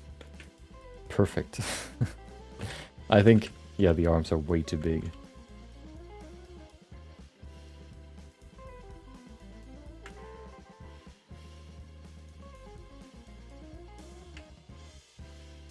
I usually like to go for more athletic characters rather than like full-on bodybuilders, because I don't know, it just looks more functional, I guess. Yeah, quads are for legs, exactly. See, I know my anatomy.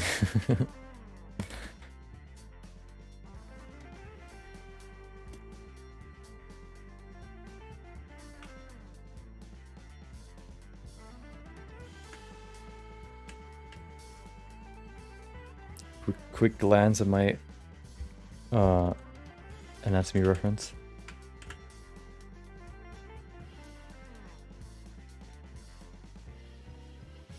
Look out of the part down here. There you go. Of course, we're not going to see the body necessarily, but it is always good to have a, I guess, base that we can then build more on top of. Because if we have the base of the body, we can then very easily just add clothing on top of it, rather than having to guess how wide it has to be with the clothing on. Looks like he doesn't do push-ups. Yeah, he needs to do... Oh, look at that. This looks pretty okay, but then... Oh, no. It's flat. It's, you know, if you first you look like this, and then you look like this from the side. Let's see if we can help him out here. Let's see. So this region looks okay, I think. We need to work on the on this region here. First of all, he needs more volume. After a few workout sessions, it'll look better. There you go. 3 weeks later, transformation, bam, almost there.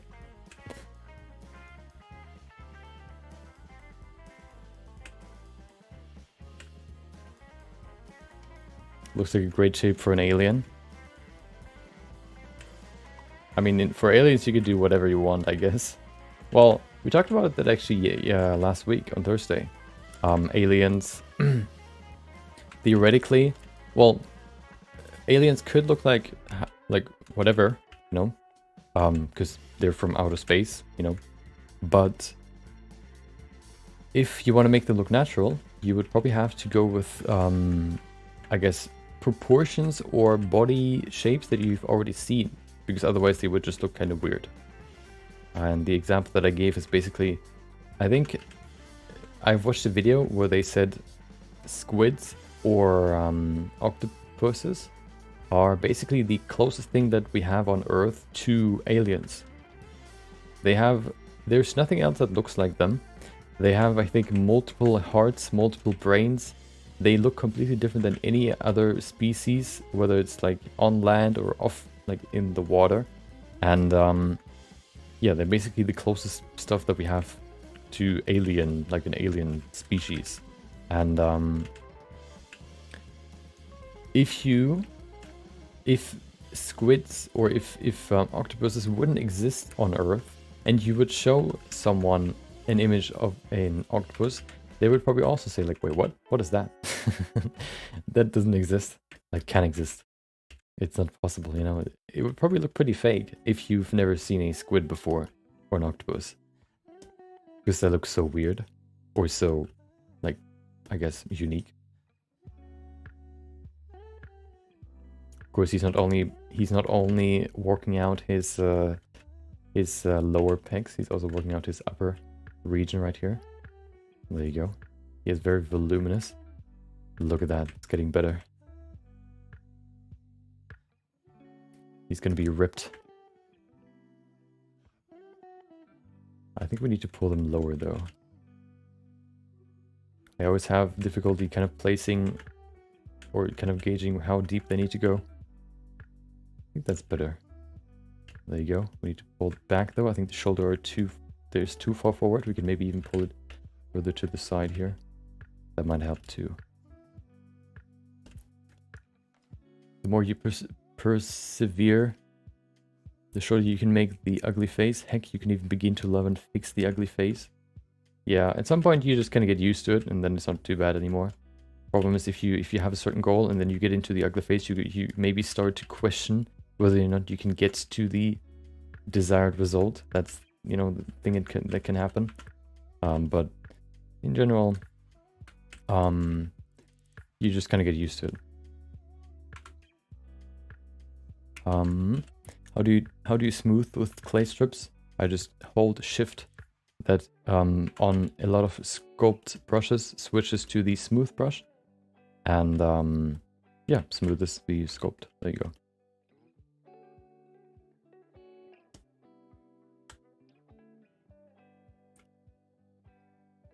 That's the right spot. There you go. That's better. I think the hips are quite wide right now. Okay. The arms are still quite wide. I think the bicep is pretty big. Maybe even pretty long. Looking at my reference, the biceps roughly goes to the first ab. So somewhere over here. So it needs to be shorter, more like this. There you go. Same for the triceps, and then there comes the elbow.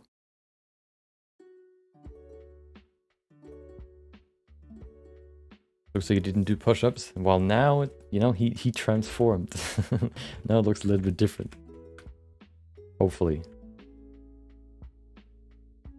There you go. I don't know if the shoulder shape kind of looks weird right now. I think we need to... Hold on. Do something more like this. There you go. Okay. Round shoulders, always a good thing. Good healthy look. There you go. These muscles look quite small right now, but I'm gonna keep them like this because that's just the block out. There you go.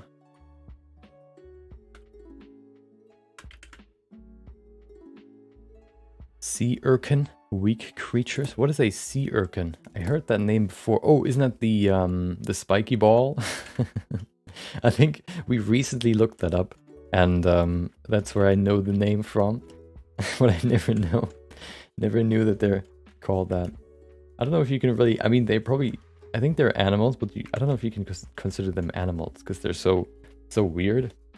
They move and all that stuff, but I don't know. I guess they're similar to like what are they? Sea stars, Patrick star, whatever they're called. In that they just don't move, you know. They look like some sort of coral.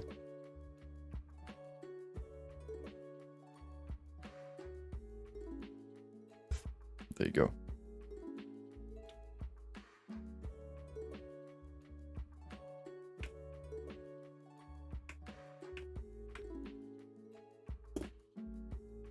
You're gonna have to get a leather jacket for him too. Oh yeah, we're gonna go to a good old rocker shop and get him some nice clothing, some drippy clothes. He's gonna be dripped out in the end. Don't worry. Now we just need to create him first, okay?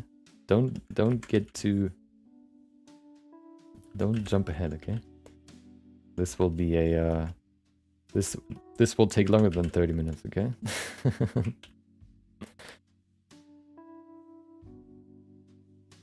Not 2 months, but more than 30 minutes.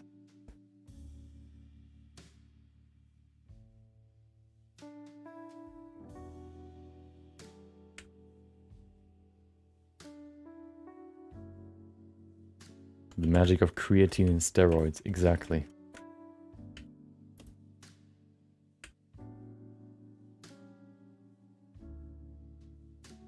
Ghost Rider doesn't need steroids. He's just built like that. He's built differently.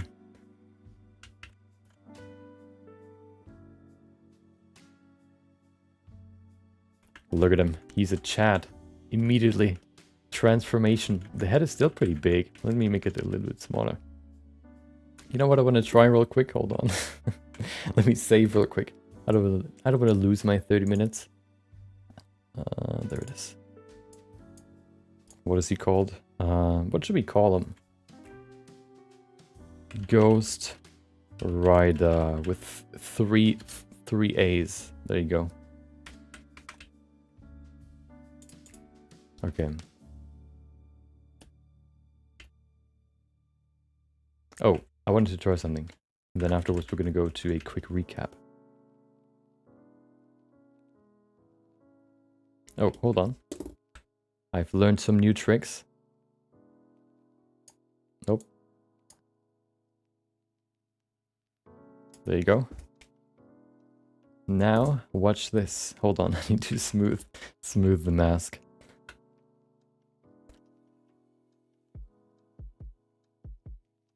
Okay, look at this. You probably know what I want to do. Oh wait, hold on. No, that's not what I wanted. Hold on. Oh no. Perfect. The ultimate form. Let's do the other. Oh no. Okay. Let's we don't have Halloween yet, okay? We can't get too scared. Let's see what else we have here. Scale. Oh, that's what I wanted. Whoop. Aww. That's the Chad mode. Small head, huge body. That's the ultimate form. Or like this. Perfect. Now he's a little child. Come pick me up, exactly. Hold on. Oh, let me try. Well, let's see. Inflate.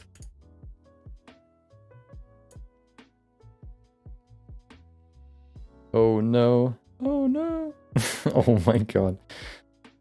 And he's gone. Well, he's crumbled. He actually looked pretty scared there. Hold on. Oh no. Look how sad he is. Now he looks actually pretty scary. He looks like a brain. Okay. Too much fun, okay? Too much fun. Okay. So let's quickly recap what we've done so far. Well, first stage is basically almost done. We've blocked out the body. Body is the most important part when you do a sculpt, of course, or do a when you do a bust. We're gonna add the clothing on top. I want to have the base body, of course, as the base layer, because then it's easier to add clothing. Yeah, nothing much to say. No, I mean, the head might be too big right now. We're gonna do a few fixes here. I think we're gonna go probably. I'm gonna add the rest of the arms. I think we're gonna stop at the hips when it comes to the torso. The arms will still be part of the sculpt. They're probably gonna be somewhere over here, maybe doing some sort of fire or whatever. And then once the sculpt is done, when it comes to the blockout, we can go into more details with more resolution. We're gonna go into 50 resolution to refine the shapes and actually add the pumpkin head, because that is something we haven't added yet. Okay, let's continue. Don't do meth. Oh yeah, true. Wise words. I wonder if drug use is actually going down or up now, like in these times. I would imagine that cigarettes, like the usage or the consumption of cigarettes would go down. I think there's like I think the sort of, what is it? The general idea of smoking cigarettes is more repelling for more people, at least from my experience. I could be wrong, but that's sort of what it feels like. I don't smoke, you know, I've never smoked, so I'm someone that is in that camp. Maybe it's just a experience bias or whatever, opinion bias, but I kind of feel that way, that less people smoke in, you know, in today's time. Maybe also because of the virus. Maybe the virus is sort of contributing to more healthy individuals. Okay.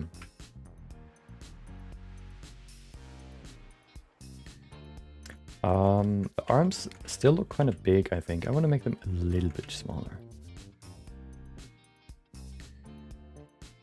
Where are you from? I am from Germany. So right in the middle of Europe. I just got back because my PC crashed. Meth cigars. Yep. We're talking about the real topics here. Have you participated? Have you consumed?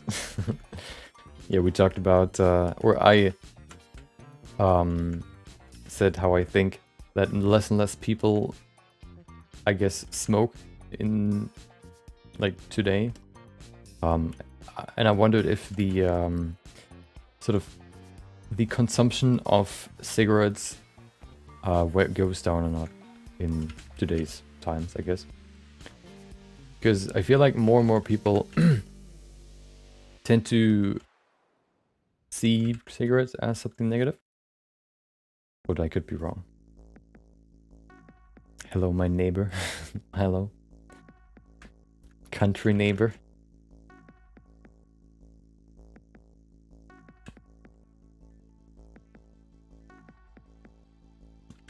I will, sorry if somebody messes up your lawn. It's not my fault, okay? It's not me. Okay, let's see.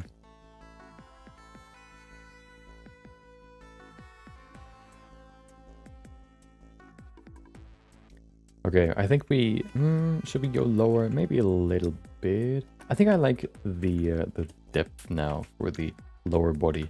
Let's go to the arms. Let's add the rest of the arms, and then we can go to the next part.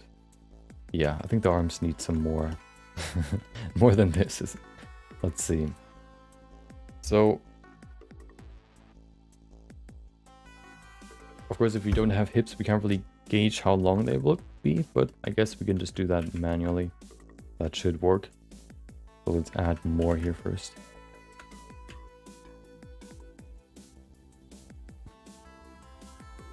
We need more arm. Let's bring out his guns.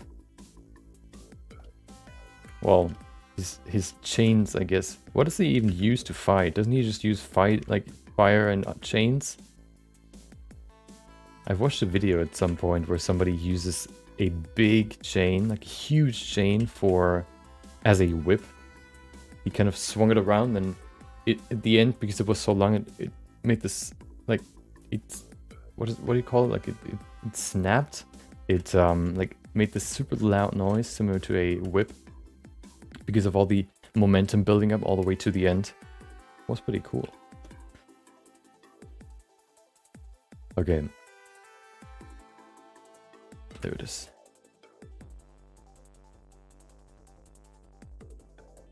Badassness. Yeah, well, that's... Oh, yeah, true. Let's use smooth, and to mitigate the effect of the volume getting smaller, we can use the magnify option to sort of push the volume further out, which helps us, I guess, keep more volume while we're dragging out the sculpt. So if we set it to I don't know, 6 for example, or 0.65, that might be enough. And if we drag it down now, we can see we keep more of... Oh, it actually gets wider. Oh, the problem is we don't really drag too much from the back, so you know what? We're gonna just go to constant. There you go. This way we don't have to worry about any of these fall-off problems. That's quite far. So the forearms are roughly as wide as the upper arms.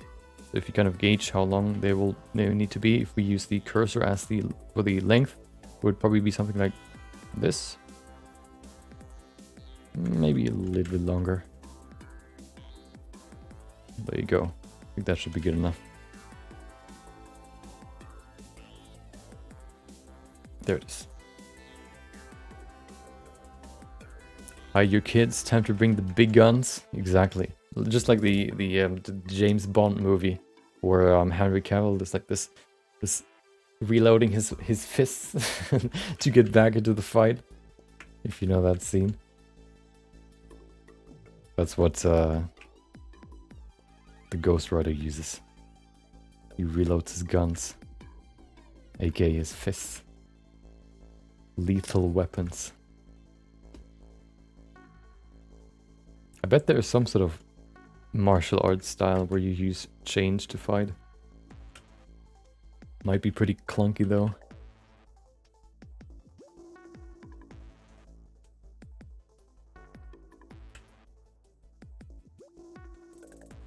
That's an awesome scene, yeah. I wonder if he came up with that move.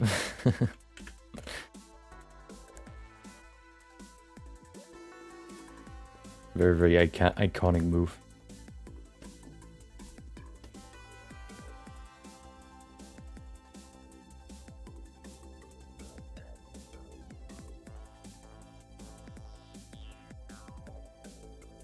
Probably also gonna also sort of pose the arms, even though they're just hanging right now, just because that makes it easier in the end to finish, you know, the hands. We don't have to pose them afterwards. We can just do it now, at least slightly. So I'm gonna probably create fists rather than open arms, maybe. Although we'll see.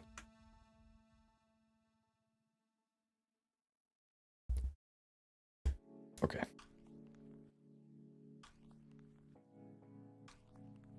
There we go. Then we have the other side. Right here. The triceps needs to go lower. Perfect.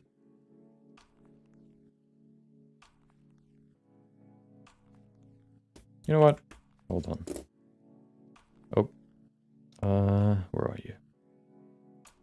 There you are. Seize.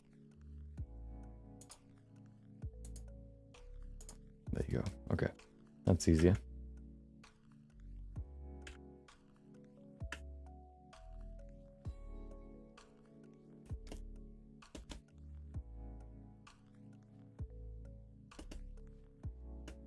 Okay, forearm muscles can be quite confusing.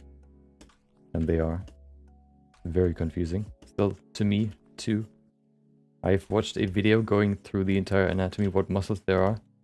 But it's still kind of a weird thing. Just because... Oh, hold on, I need to change the structure here. Just because they're so intertwined that it gets kind of... It's pretty simple or pretty easy to just put them in the wrong position.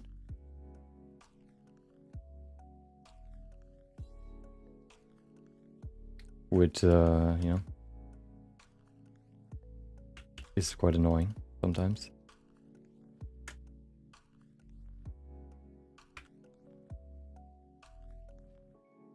There you go.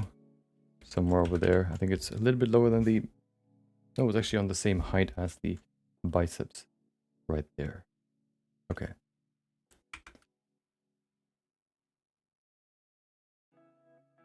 There's a lot to the forearm, yeah. That's the worst part about it. Same with the... No, actually hands are pretty simple once you kind of know the structure. Well, when it comes to, I guess, the muscles. And, well, the muscles that really shape the hand. I think they are pretty simple. But when it comes to the forearm, that's a different story. Forearm can be annoying and complex. What I usually do is I add these big muscles first because they are pretty simple to add. One of them is in between the triceps, the elbow, and the this muscle, basically between this side and this side, and we have the same on the other side. These sort of triangles right here. And then they go into the middle, and then they, you know, meet right here. I want to rotate these arms, so they the wrists will be slightly rotated inwards. So this is where they meet, this spot right there.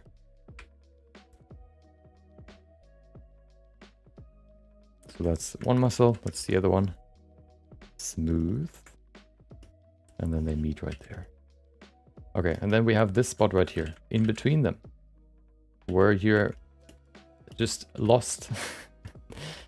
What I do is I just count the amount that needs to be there, because generally the flow is just basically coming from here and going all the way down. That's the general flow.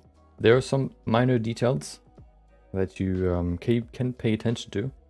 But what I usually do is I just look at how many muscles there are. Look at my reference right here. I don't know if you can see it right there. Of course, I just count them. I think it was like 4, usually for one finger each. 1, 2, 3, 4, maybe 5. And then I just draw them in. 1, Usually what I do is I add a little bit more volume and then I just use the crease brush to draw them in. Good thing is we don't really see the arms afterwards anyway, so we can be a little bit more lenient.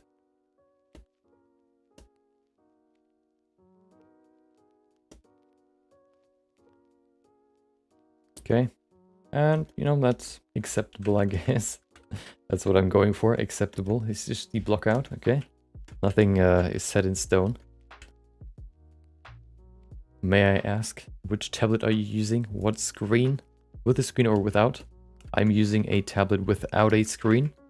I have been using tablets without a screen since I started. I never had a tablet with a screen. Although I think tablets with screens are more... I would probably feel more comfortable with them. Just because they would help me visualize, or I think they just help me with my coordination. So I think it's similar to when you do digital sculpting versus drawing on a piece of paper. Seeing the when you use a pen or a brush in Photoshop and then comparing it to using a pen in real life, seeing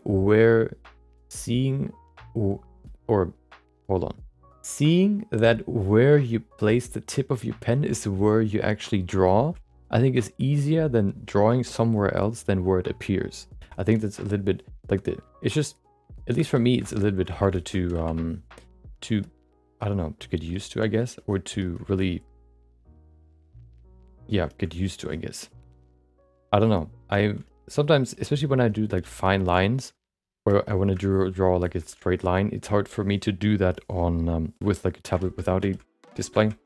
And I can imagine that being easier when you look at your hand drawing it. I don't know. I think it's just, yeah. I always felt more comfortable drawing on a piece of paper than digital drawing.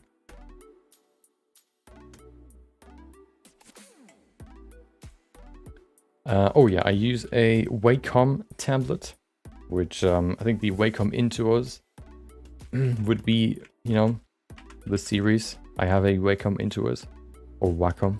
I think that's how you say their name. And I've been using it for quite a while now, more than probably 5 years now. And yeah, I've never regretted it. Except maybe for when Photoshop decides to not register the pressure sensitivity, but I think that's more a Photoshop problem. Streamer man, you're really gonna have me out here sculpting bodies? I mean, you know, the more you do it, the better you get, and the more fun it'll be. So there's only benefits.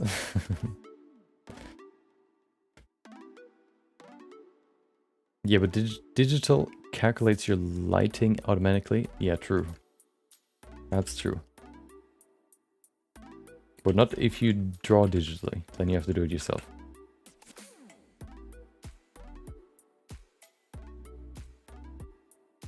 Okay, that's a huge biceps. How about we turn it down a little bit? He's not supposed to be a giga Chad, he's just supposed to be a Chad, okay? He's a Sigma male, not an alpha male. He's doing his own thing. He's not a superhero, he's an anti-hero. He's on the Sigma grind set. Just doing whatever he wants. Not caring about anything else, anybody else. There you go.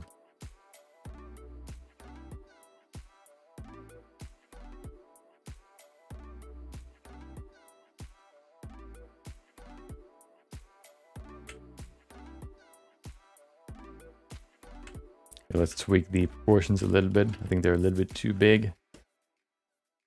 Especially here.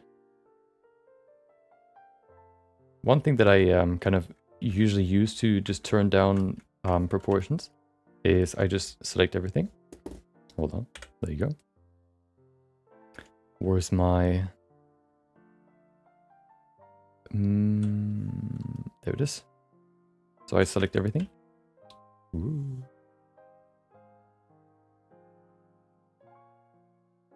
Perfect. Then I deselect everything that I accidentally selected. Optimally, that wouldn't happen, but you know. I'm not perfect. Maybe you are. Unfortunately, I am not. Okay, hold on. Can I deselect with it? Ah, perfect. Okay, let's be very specific. Very, very precise, which of course, as I said before, I'm not with a tablet. Okay, hold on. There you go, we're getting there. I think that's close enough. Okay, and then oh, of course, we need to enable front faces only so we don't select both sides. Okay. There you go. And then what I like to do is I like to do what we've done before. I like to use the in-flight function just to make it smaller. So if it's too big, I just do this. Ooh, and there you go. I think that works better. We just removed some volume. There you go. I don't think we need to do that for the shoulders. I mean, yeah, I guess we can just pull it out again. That should work. Pull out method. Always useful. There you go. Perfect. Damn, he's been working out really hard since Mephisto cursed him. He's trying to become the ultimate Ghost Rider. There you go. That should look better. Oh, we have some complications here. Nothing that a smooth brush cannot solve. Okay. That should work. Perfect.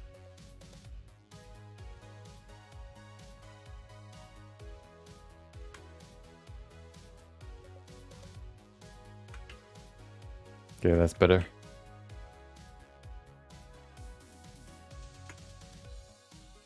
Okay.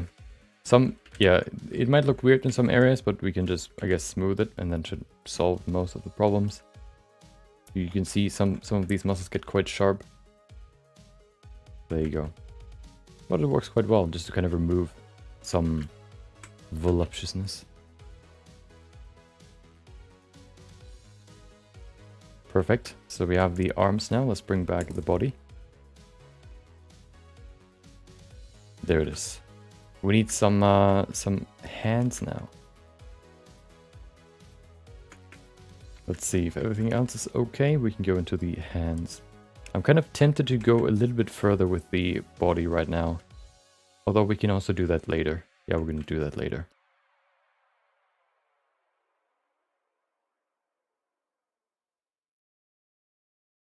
We need to add some hands now. Of course, wrists are quite thin. Looking at the arm for me, for example. Here you can see it is the thinnest on the wrist because that's where all the muscles either end, where they're attached to, or they sort of go through into the hand. So that's just those are just a few muscles. Usually all the muscles end at the wrist to either rotate it, move it in this direction, in this, in any direction. All these muscles in the forearm basically move the wrist, or most of them, except for the big ones. So the wrist is quite thin. Every time you see a wrist, a thin part in the body, that is usually where muscles end, or where most muscles are attached. Same for the foot knuckle, where the chin goes into the foot, whatever that's supposed to be. That's also where most shin muscles end, or thigh muscles.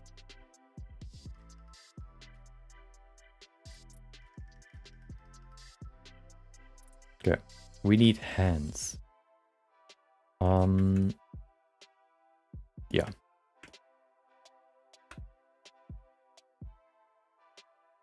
I'm not gonna sculpt it as a fist, because just that kind of limits my possibilities. Maybe I want to change the pose afterwards, and I couldn't really do that if I sculpt fists, because then it's kind of restrained to that shape. So I'm gonna go with open hands. I'm going to show you how. Just like a neutral hand, I guess you could say. Hand size might be a little bit difficult to kind of guess. I guess I'll just eye it right now. See if that works. Roughly, it's as big as the face. So if you put this part of the hand, the palm, or where the wrist is, put it on your chin. Usually, or generally, of course, if you have a receding hairline, that might be different. But you know, if you place this part here on your chin, the fingertips should reach your hairline. Of course, if you have a bigger hairline or a longer forehead, that might be different. But for me, at least, if I do this, I touch my hair.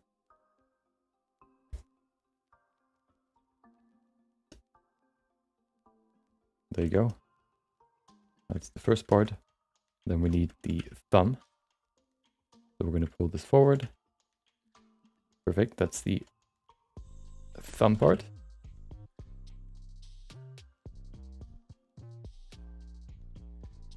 Thumb is rotated 90 degrees away from the hand. If you look at this direction, you can see these fingers sort of, the fingernail points in this direction.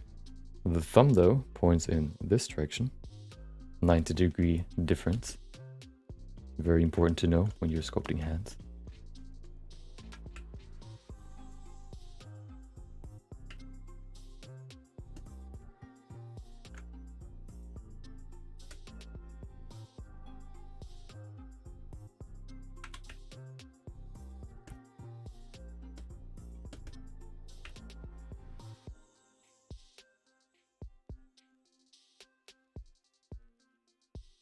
Okay.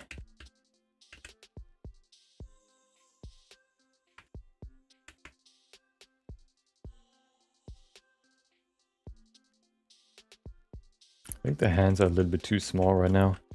Maybe I'm wrong, but kind of feels that way. Of course, we only have the palms right now, but it kind of feels that way. Don't invalidate my feelings, okay? I know what I'm feeling. Every feeling is valid. Okay. Create the insertions for the fingers.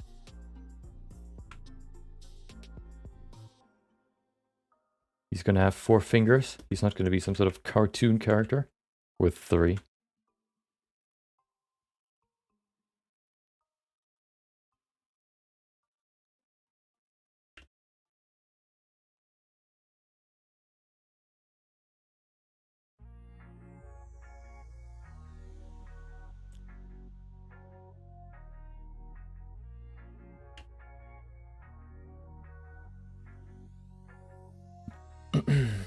Okay.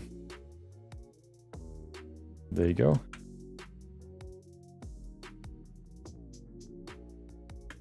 Okay. We have stumps for fingers. Perfect. But we need to adjust some proportions or anatomy here. But at least we have a good start.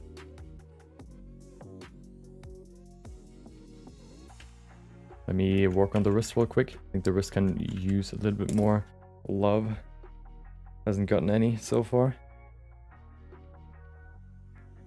Okay, so for the wrist it's kind of weird. If you look at the wrist, there's always this small bump right here. And I always forget where it is. But it is definitely on the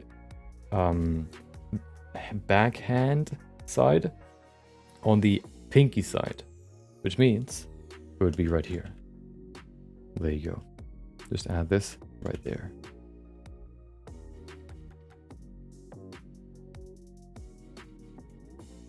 Maybe that helps. Maybe.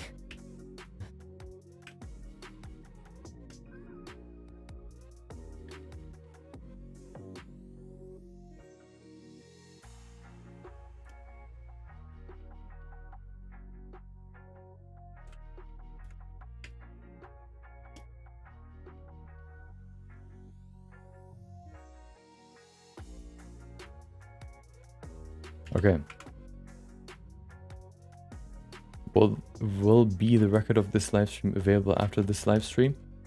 The streams will always be available as videos afterwards. I will also make a video out of this character, or out of the 4 streams that we're gonna dedicate to this character. So if you want to see a short version of just the sort of process, I guess you could say, then you'll find that on my videos channel, probably on Halloween.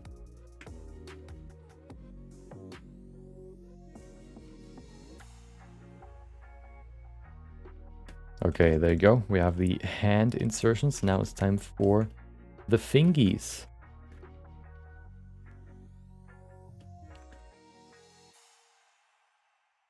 Yeah. Some people, I guess, hide or unlist their streams. I don't really see the reason in why you would do that.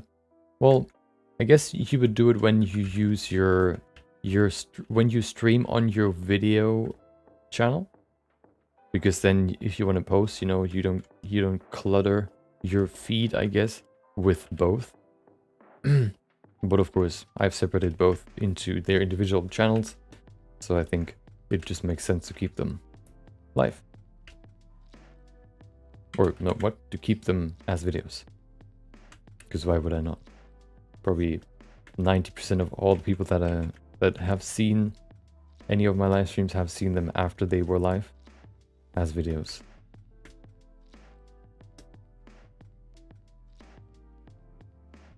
Because, you know, 4 hours in, or 3 hours in 24 hours, you know, it's, you know, it's not that long or that much. Okay, so we can now go to the fingers. Fingers are round? No, they're not round. Well, they're sort of round. I'm gonna explain what I mean. Let me add them first. I think they're a little bit... Hold on. We need more room.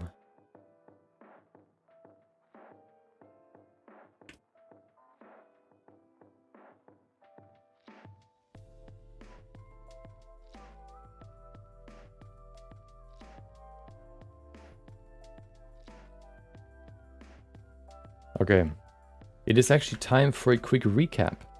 So what do we do so far? Oh. Okay. Blockout continues. So far what we've done is we've added the... we adjusted the proportions a little bit, the blockout. Usually what happens is, especially when I block out, I want to make sure that all the proportions are in the right place. So I make sure that I basically create all the bones, for example, very or I want to make every bone very defined, which usually means that they are more voluminous than they should be in the end.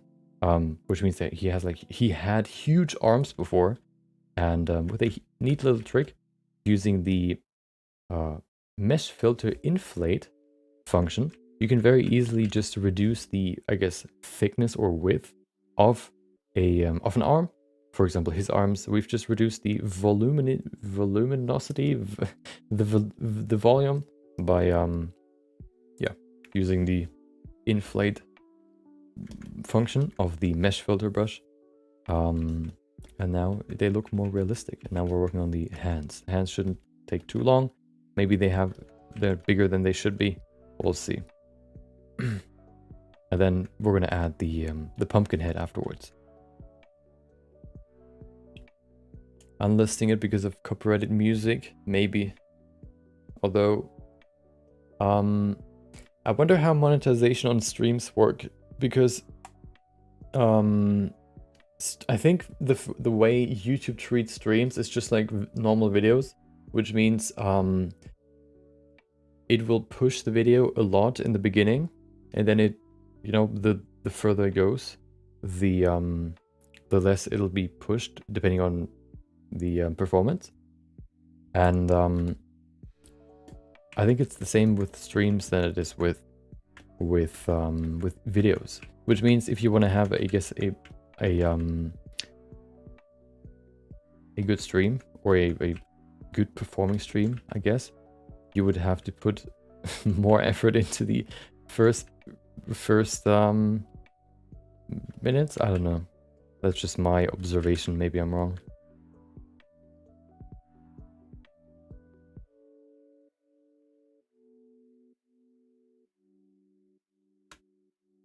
Yeah, but it could be because of, what is it? Copyrighted music. Is the head big or is it just distortion in the viewport? Yeah, the head is quite big right now. We're probably gonna make it smaller than it is right now. We're gonna remove it anyway, because we're gonna replace it with a pumpkin. Let me just quickly add a this. Nope, I'm gonna add this. There you go. Now you can actually see one reference that I have. Welcome back, Lego. Hope you enjoyed your weekend.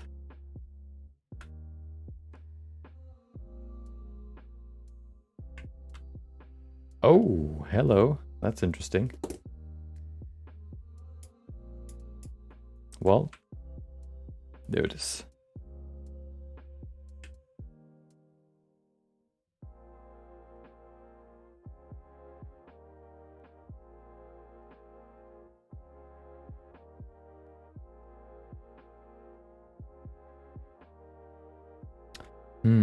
I think do we need more resolution for the fingers? I see how they kind of stretch right now. I don't like it. I do not like it. Maybe we need more resolution.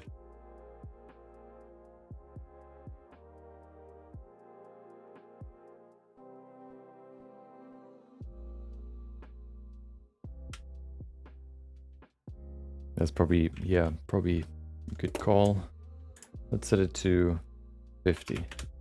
Maybe 50 is too much. Maybe not. You simplify to just paste the resolution onto this part of the sculpt. There you go. You can see what simplify does right here. Simplify just applies the resolution that you have set in dynamic topology to whatever you use your brush on. So zip, and you can see we add more resolution to that part. I only want to do that here because I don't need it anywhere else right now. There you go. Okay. Don't forget to save your work. Yeah, I press Ctrl S quite often right now. Kind of got... I try to train myself to do that more and more and more. Usually what I do is I go to File and then Save. But I trust the Ctrl S function more now. So I've been doing that. You might not have noticed, because I'm doing it so quickly.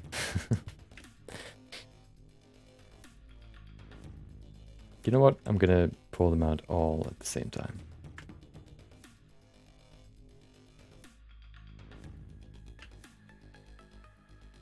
I think the pinky is quite big right now. Yeah.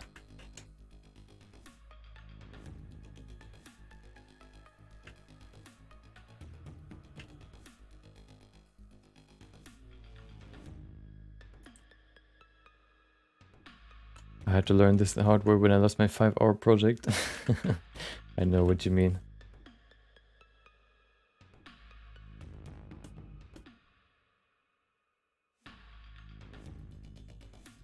I haven't lost that much progress yet, but I would prefer to not get that experience at some point. So I think the most that I've lost, or I almost lost, probably more than 5 hours, but I was able to recover it.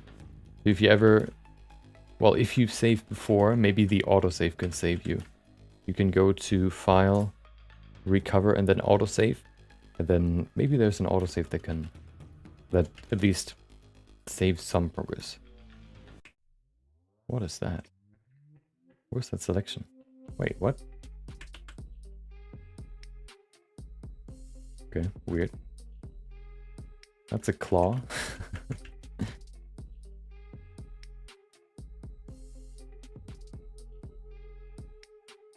Usually the fingers are as long as the palm. So if you go with the palm length, which is probably too long, let's make the palm a little bit shorter.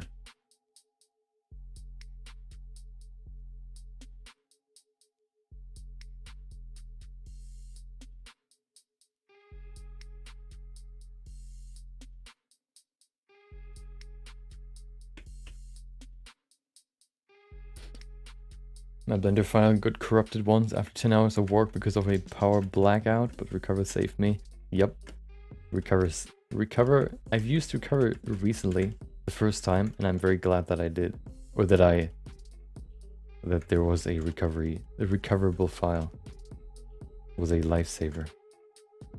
Well, maybe not literally, but you know, the life of my project.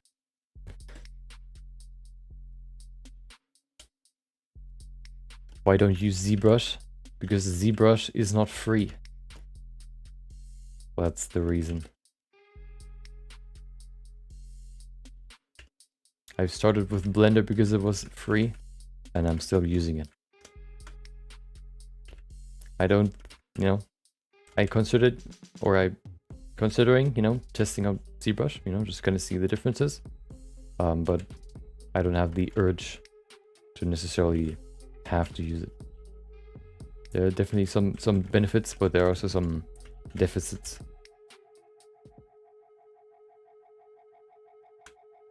That's our boy.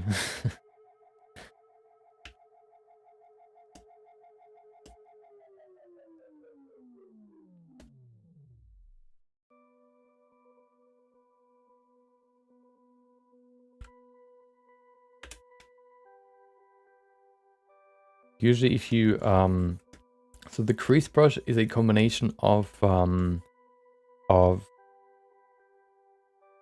pinch brush and the, what is it, draw sharp brush. So it creates this crease and it also pinches the geometry together.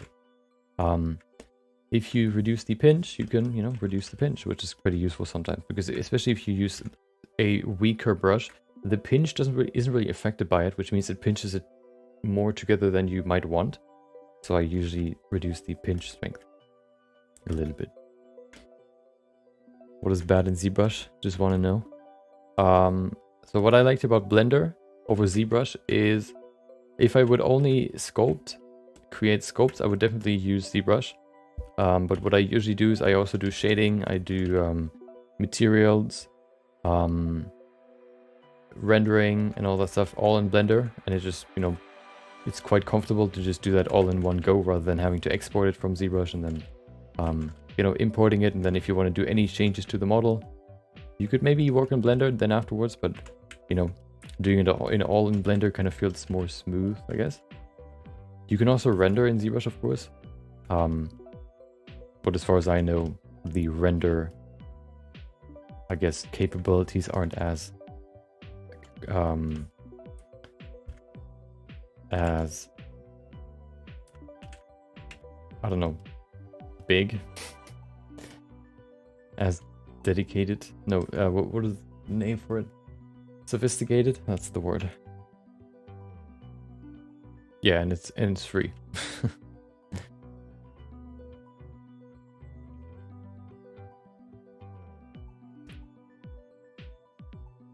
I think there's a free trial for ZBrush too, but I think it's only for 30 days. I can't remember. Okay, let's turn this claw into a hand.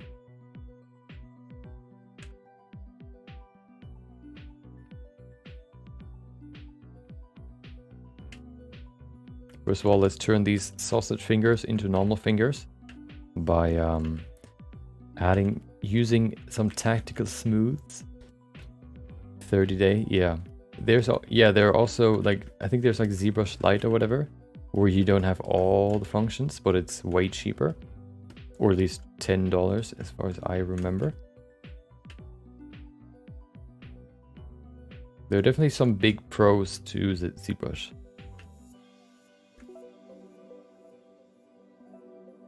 I think especially the sculpting experience is better from what I've seen. I haven't tried it myself.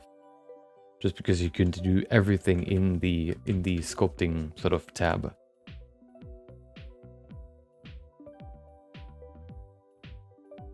Okay, so the pinky is quite big. Hold on. Oh wait, I want to activate this.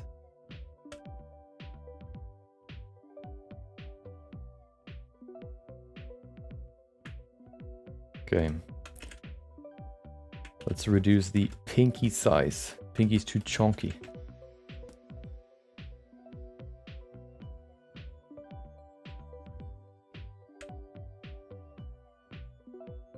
Okay.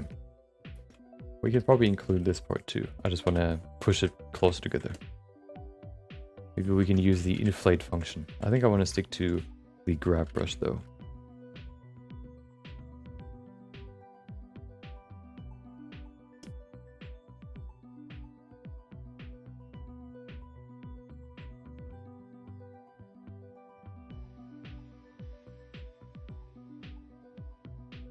There you go.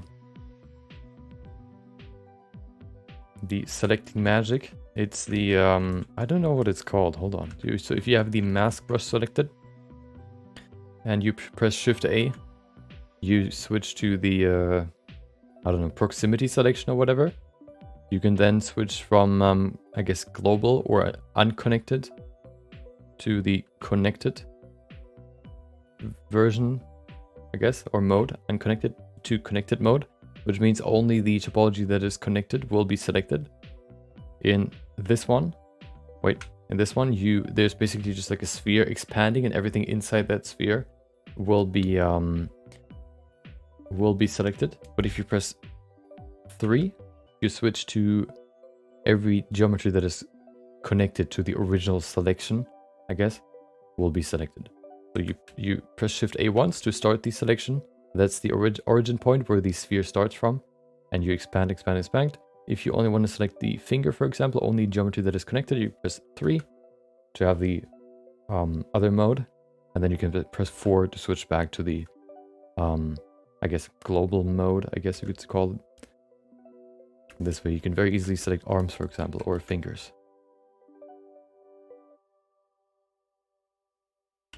Okay, let's turn these sausages into fingers.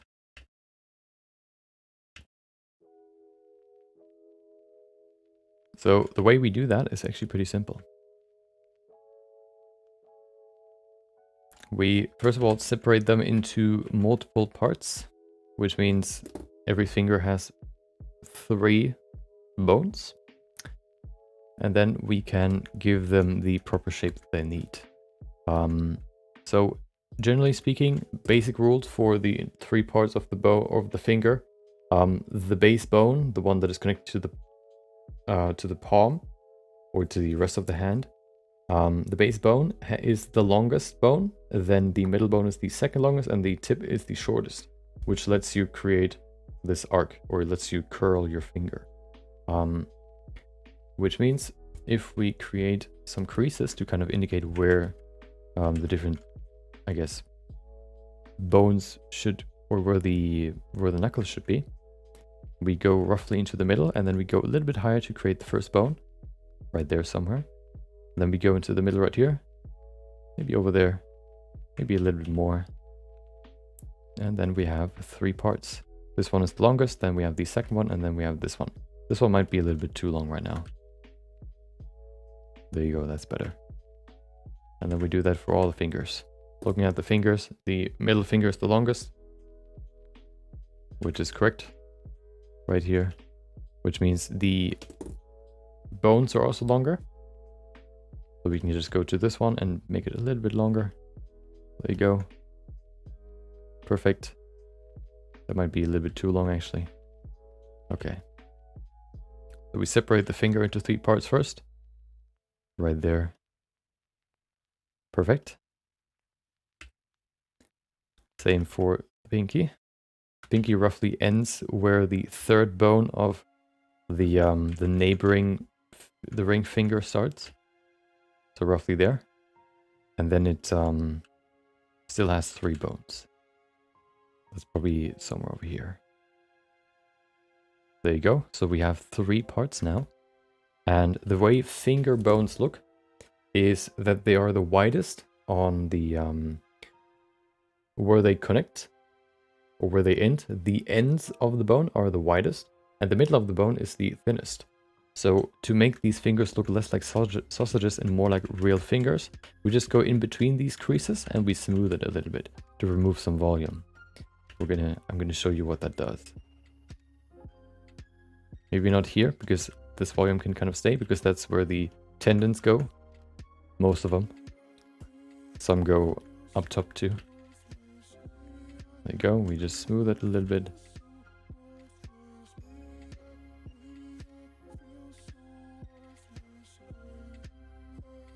Do that with this one too. Maybe not as much. There you go. That looks more like a finger. Still looks kind of wonky. I think it's too far back. We need to pull it further up. That's probably better. Okay, this looks kind of weird. Let's Let's keep working on it. Good luck with that spooky, scary skeleton Schwarzenegger. Really enjoyed the stream. Good night, y'all. Have a good night, day. Hope you have a great good night too. Hope you enjoy the rest of your day. Thank you for joining and chatting.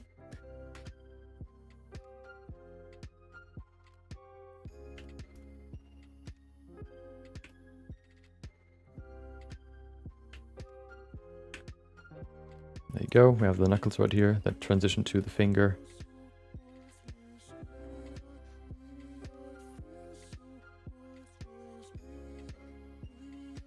Knuckles are also a little bit misplaced right now. We need to push these ones further forward slightly. They have this S curve, or not, the C curve rather. More like this. Maybe they're a little bit too deep right now. The knuckles might be too bulky. I'm gonna leave it there first.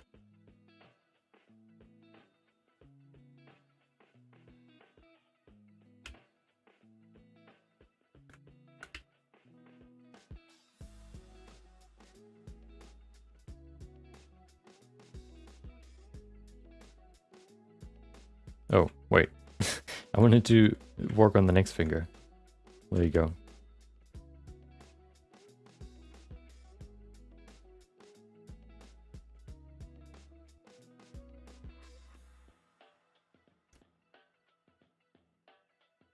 I think I've placed the creases a little bit closer together than they should be. So we're going to pull them apart.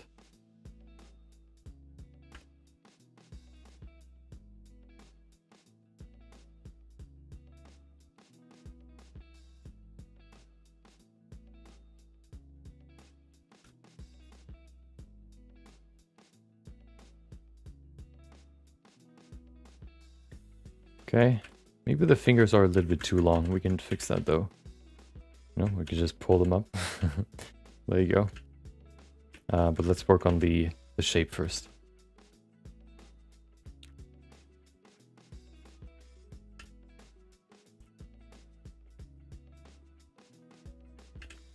Yeah, they're way too low. Because there's a slope going from the knuckle, like downwards. Like this. They appear to be shorter right here. At least this bone appears to be shorter than it does here, which you know, can lead to some weird proportions from one side compared to the other.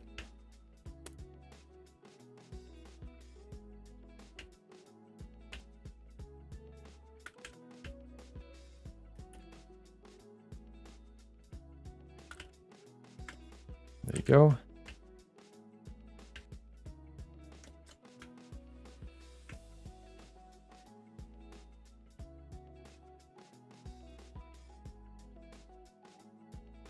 Okay, it's getting closer to a normal hand. It's not there yet, but it's getting closer, especially this side looks kind of weird still. We're gonna get into that after we've adjusted this one.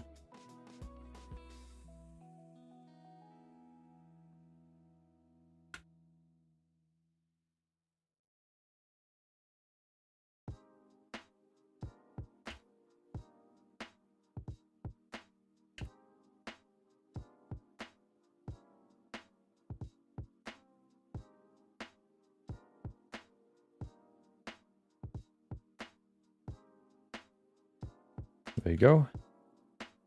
Do this one.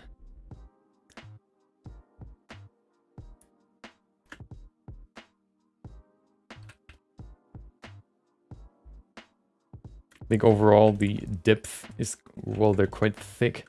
Let's reduce that. Let's make them a little bit thinner right there. Perfect. Do that on all of them. We can also hide them, of course, just using the good old selection function. There you go. Get rid of it. Nobody needs to see this. Hide mask. Oh, well, that's what I wanted.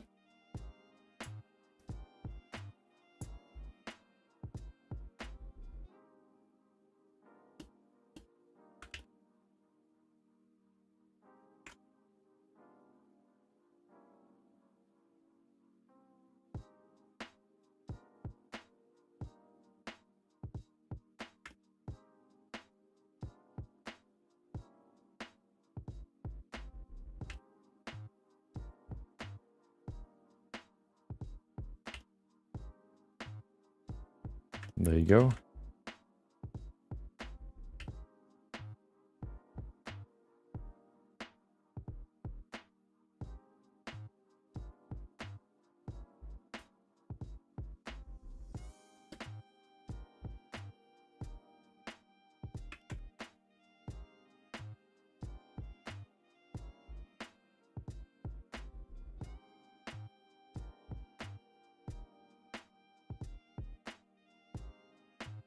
Okay. Still staying pretty basic when it comes to the shapes. I don't want to go into too much detail yet. Okay. Getting quieter because I need to focus. Let's remove this bad boy.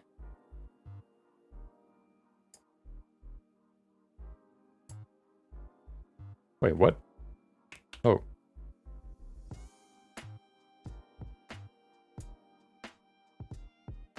There you go.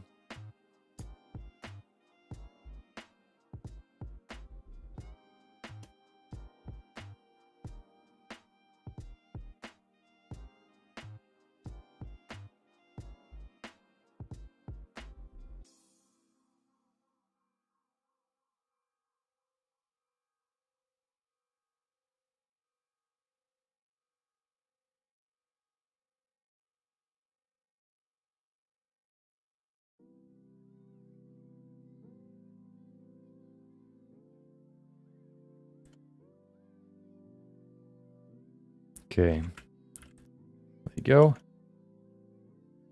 I've been trying silently on a scale mail shield for some time now. Please be quiet. Okay, sorry. Let's just listen to some music and and work in peace. No.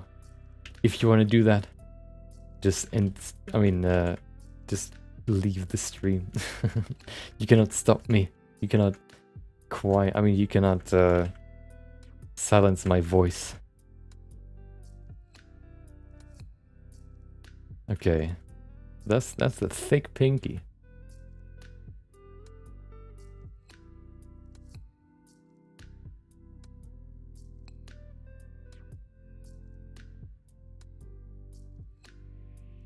Okay, that's better. It's getting there. It's getting there.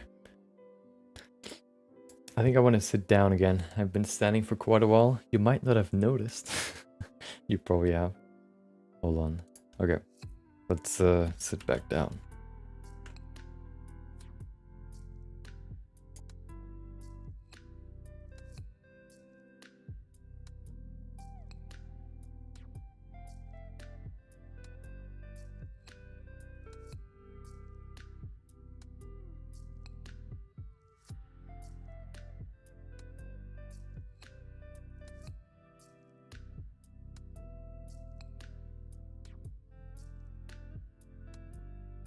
Okay.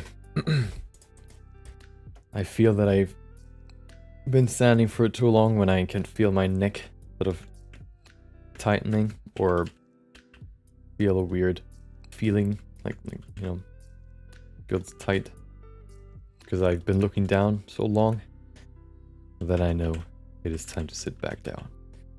I'm getting old.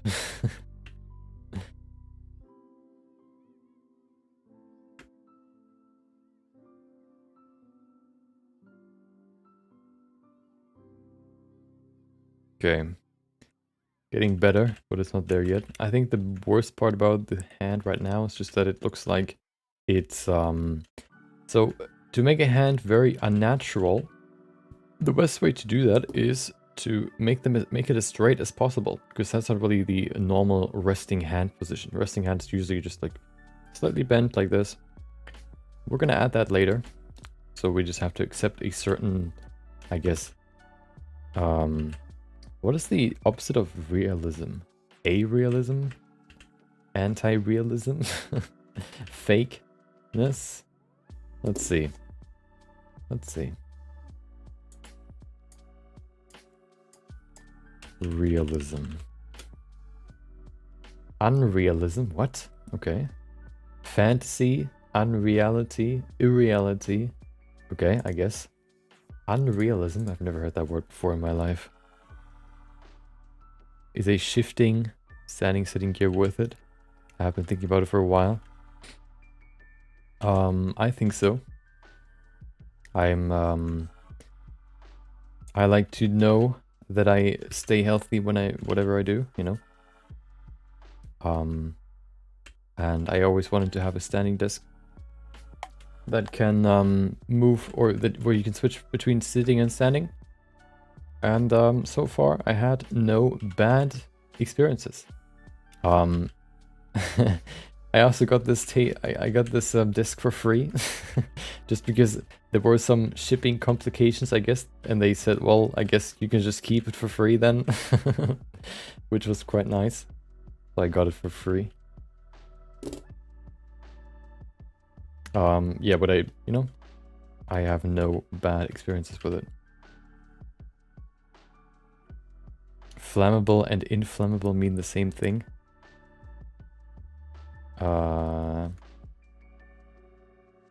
Is that actually a word? Hold on.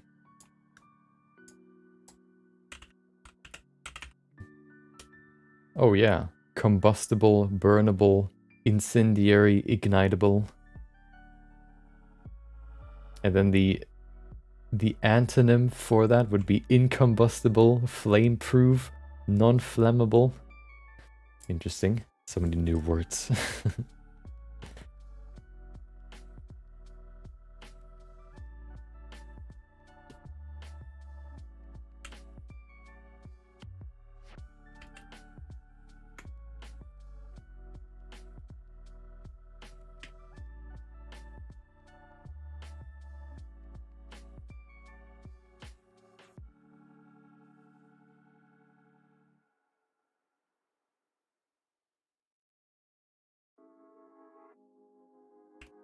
Okay. Let's see. So, I think the fingers are too short now. We need to make them longer.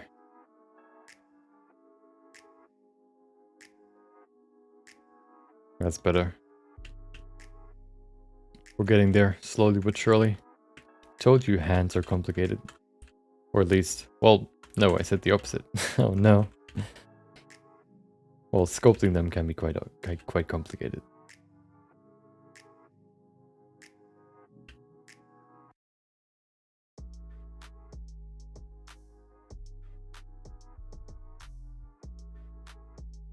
Just because you know the anatomy doesn't mean that you can sculpt it.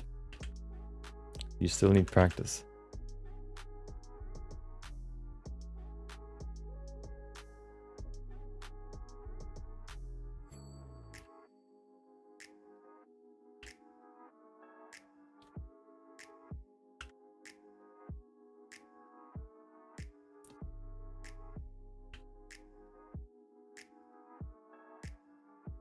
Oh, there you go.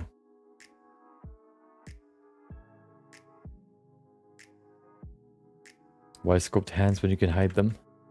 Well, I won't hide them, so I need them. You know, if I want to add gloves, I need hands first, so I can put gloves on them. So I can't really hide them. And I want to sculpt them because, you know, I want to get some practice in. Sometimes I feel very comfortable sculpting them, sometimes it just feels weird. So I kind of want to I guess, get more comfortable in general sculpting them. And what better way to do that than just to sculpt them?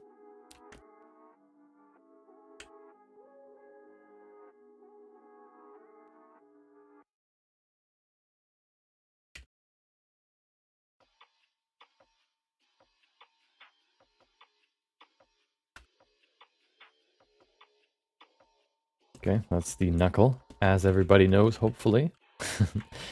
A thumb is not a finger because it does not have 3 bones, it only has 2. Keep that in mind. You want to impress your friends.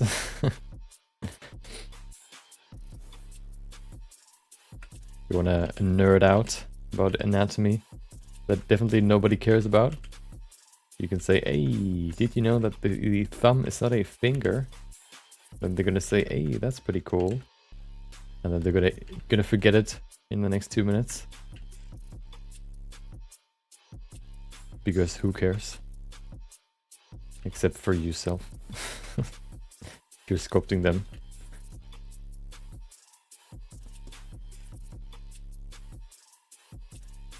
Okay, there you go.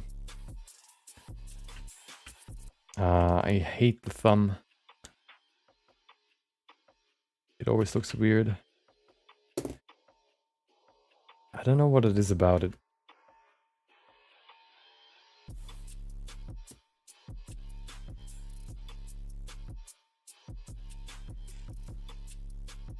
I'll try to say that to my crush. Did you know that the thumb has two bones?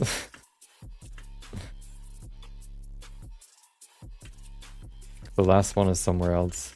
Here.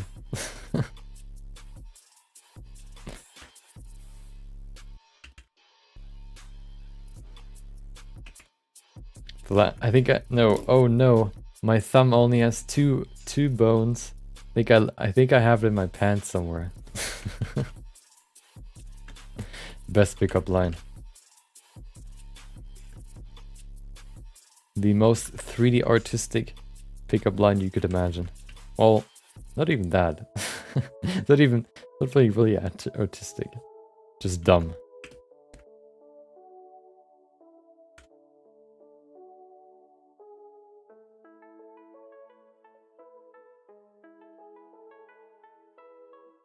Oh, another new song.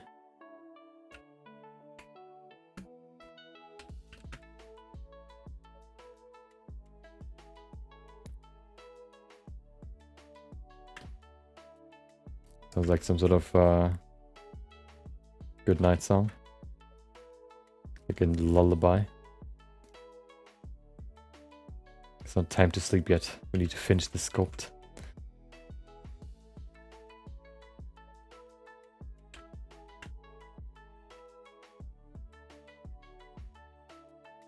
I feel like the thumb is too long. It's also misplaced. Hold on.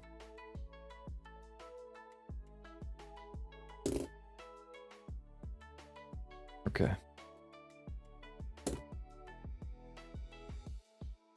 Looking at my own hand right now, kind of awkward.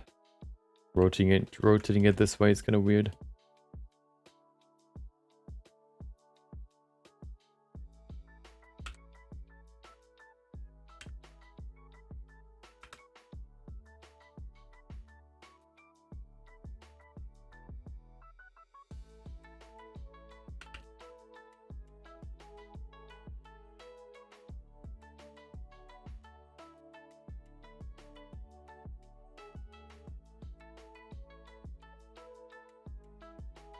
Okay.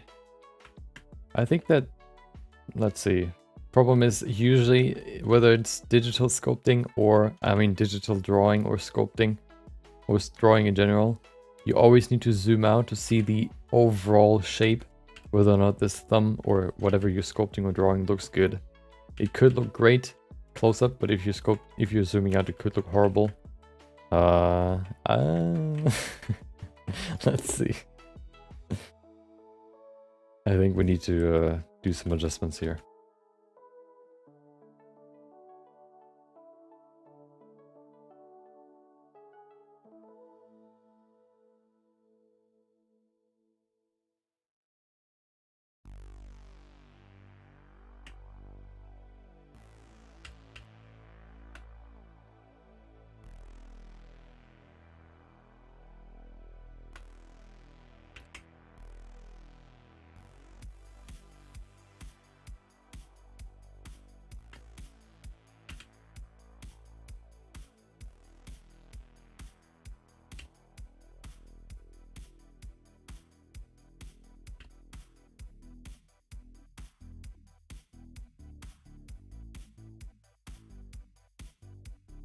Okay. I think that's okay. It's roughly ends at the end of the palm. You can see right there. The thumb ends at the knuckle. Right here. Ooh. I think the length is pretty okay. The rotation seems to be okay too. So far, at least for the block out. I'm just gonna leave it there. Hopefully I think that's okay. There you go.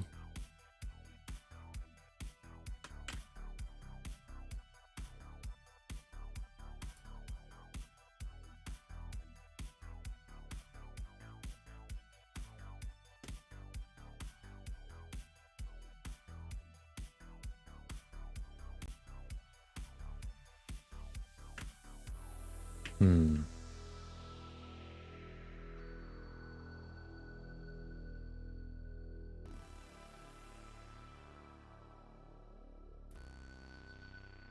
Okay, now we're getting to the finger transition to okay. Let's see. Dude, nope, there's something wrong.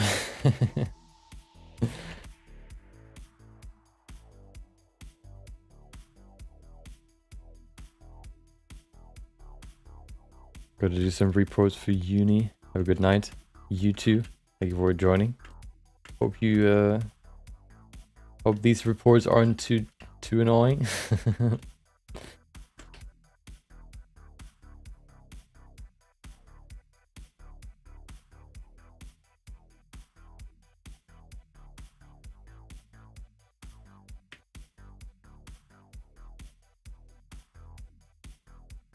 That's why I'm not in university. I just like to work instead of learn. I mean, I like to learn through work rather than work to learn. No, rather than learning to work.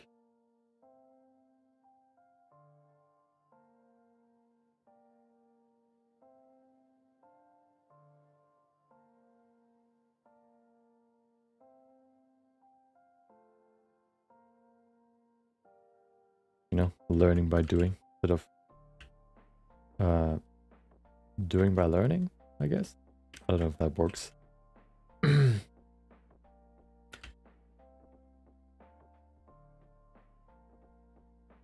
Learning. I can't see these emotes. What are... Dude, how... Oh, they're YouTube emotes, right? Yeah. I don't know. Are there so many different emotes? Hold on. Oh, never mind.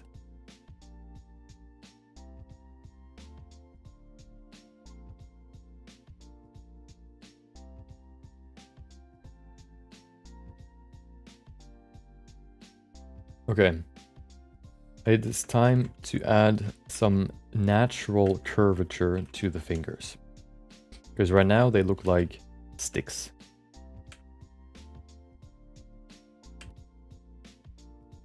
Wait, let me adjust the proportion first.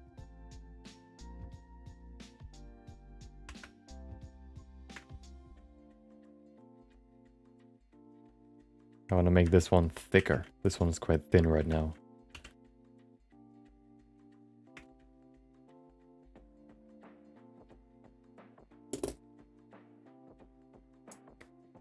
Inflate, perfect. Oh, that's a chunky boy.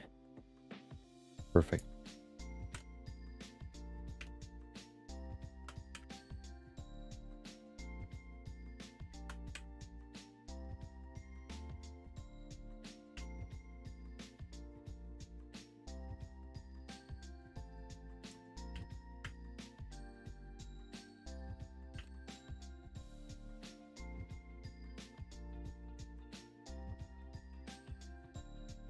Okay. Dude, why are hands so annoying? Please. I don't want to do them anymore. Okay, let's see if we can, let's see. So, the way I like to pose now is I like to remove dynamic topology. Then I like to use the box face set. Nope. Oh, well, we can probably use the box. No, hold on. We use the lasso face set. This way we can create some basic facets, and then we can optimize them. Facets are really very, very simple to use and pretty self-explanable. Self-explain.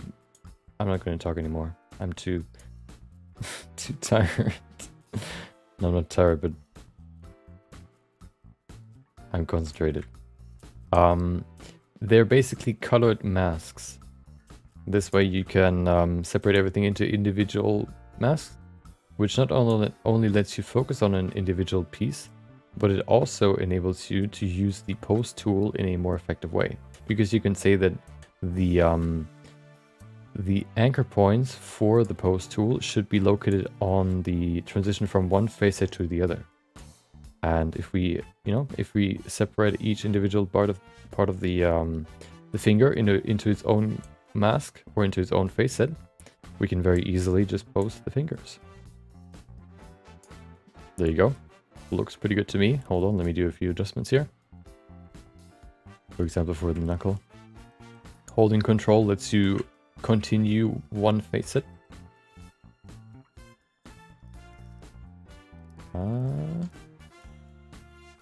If you just don't hold control, you just create a new one.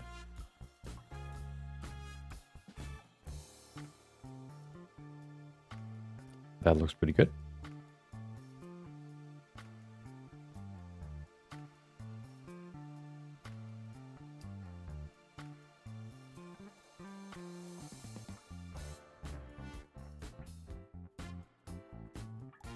Okay.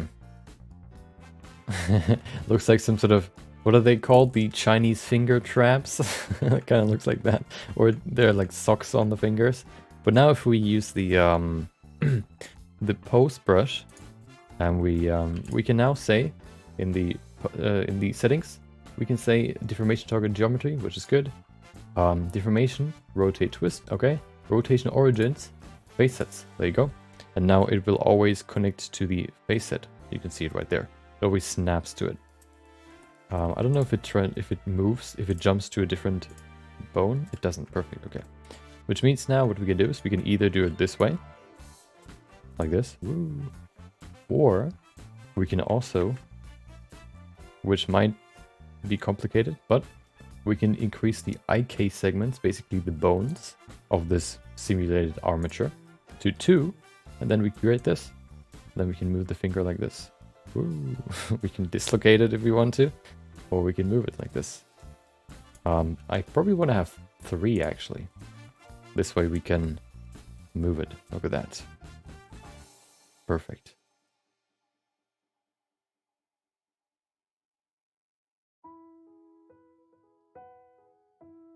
Oh no. Oh no. Hold on. Let's try that again. Okay, that's pretty good. I think that's a good rotation. Can we hide them? Hold on. Oh, well. I want to hide just this. Well, I don't know if that works.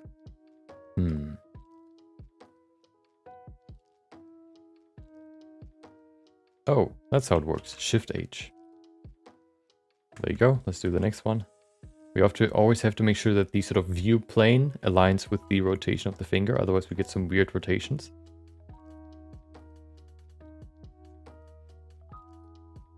There you go. That works quite well. Okay, hide it. Perfect. Let's do this one.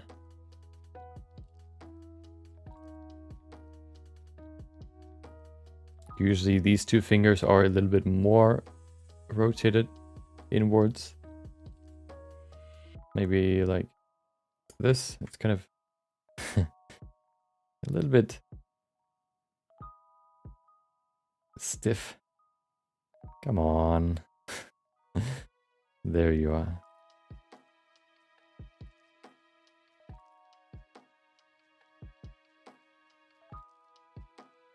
Oh, that's an interesting rotation. Let's try that again. All that work for nothing.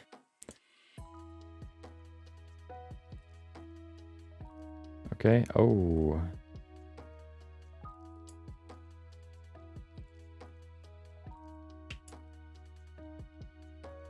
Okay. And then the last one. Wait, what? Why do we... Something's not wrong right here. Oh, there it is. The brush was too long.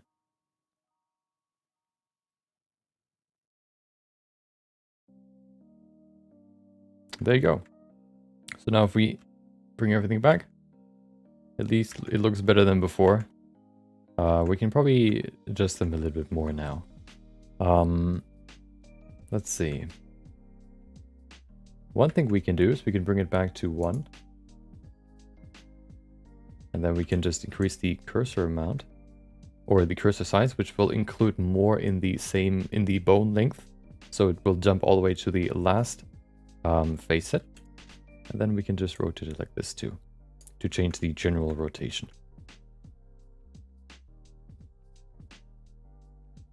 I always use the pose tool without the facets and only basically using mask to kind of control what is deformed, but it's definitely way easier to do it this way.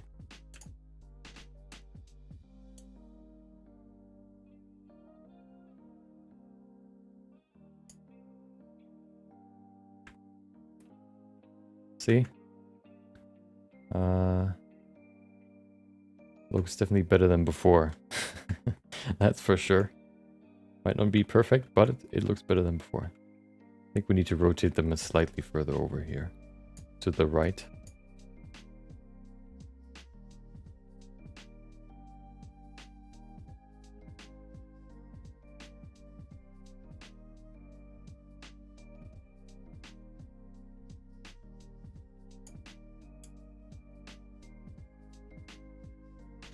There you go.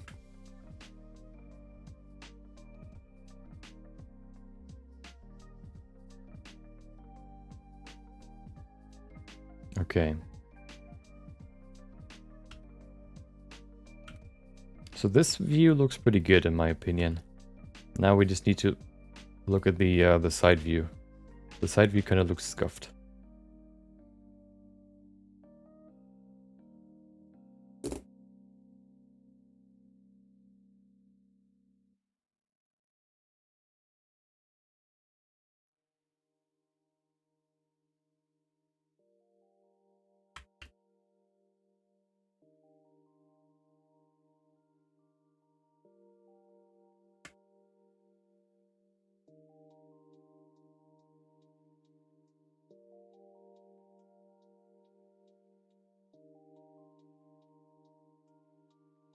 Let's see.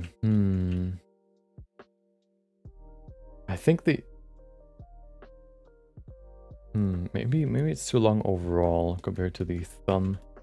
The thumb seems to be in the weird position too. Hold on.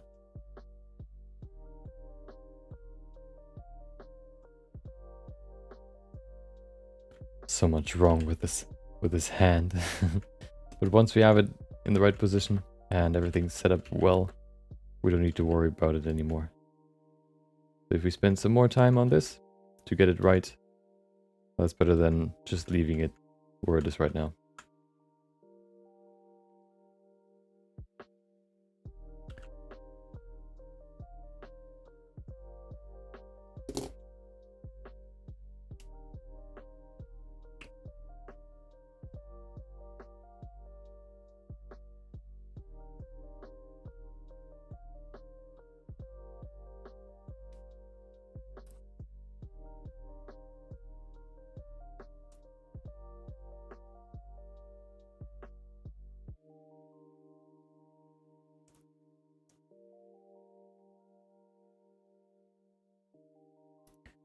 There you go. I think we've been working on these hands for the same amount that we've been working on the body at this point. And that is too long.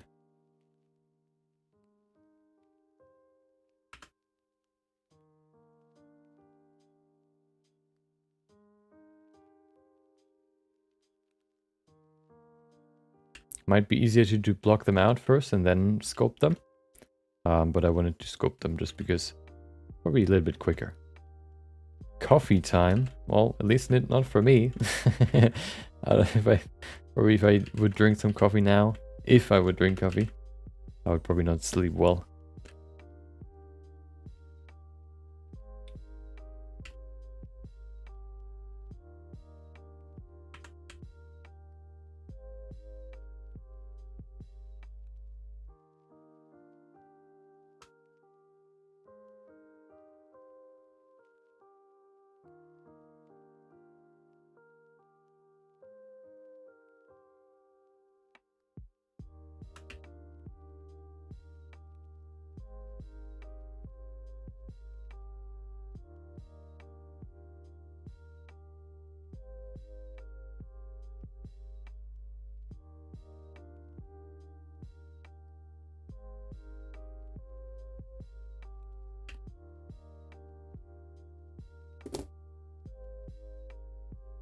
Always looking at my own hand so I can, you know, reference, cross-reference what I have in here.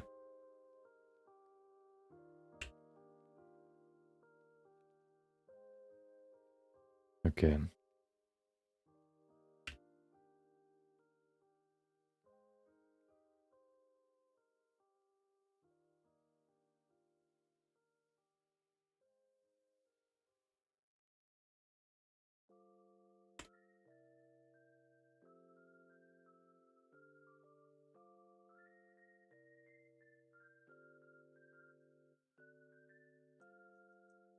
I think they're in a good spot now. At least in a spot where I'm well, oh, hold on, we need to do one more thing. We need to rotate them this way. Because right now it kind of looks like they're rotated slightly forward, and I kind of want to straighten them out.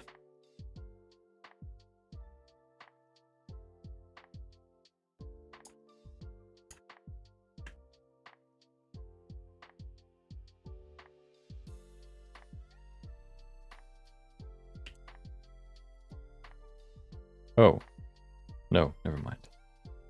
No, wait. I forgot to include the knuckles. So they are not rotated. That's why it looks so weird. Probably one reason. Oh. That's better. Okay. Yeah, that's better. Okay.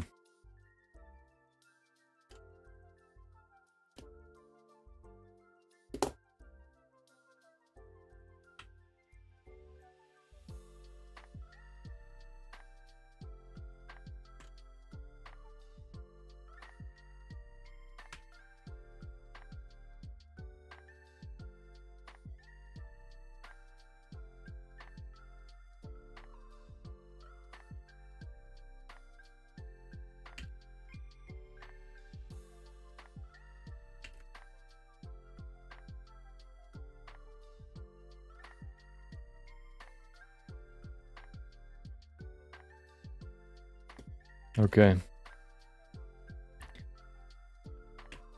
An endless cycle of adjustments. Can I break through? Maybe, if my mind is strong enough.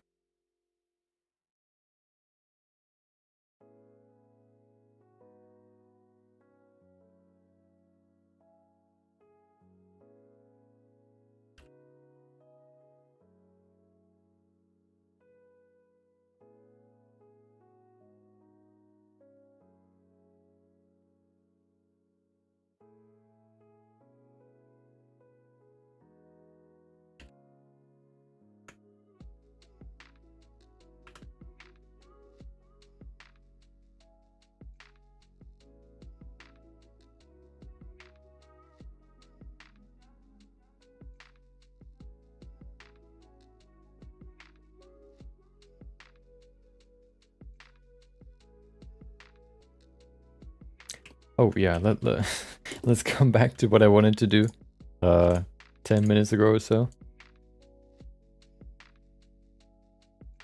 Select all this. Perfect. And then I will just use the pose brush to select all of it. What are you doing?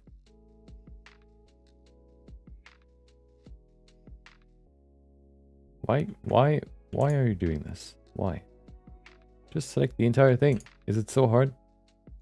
Please. Okay, I guess I just do this then. Oh, wait.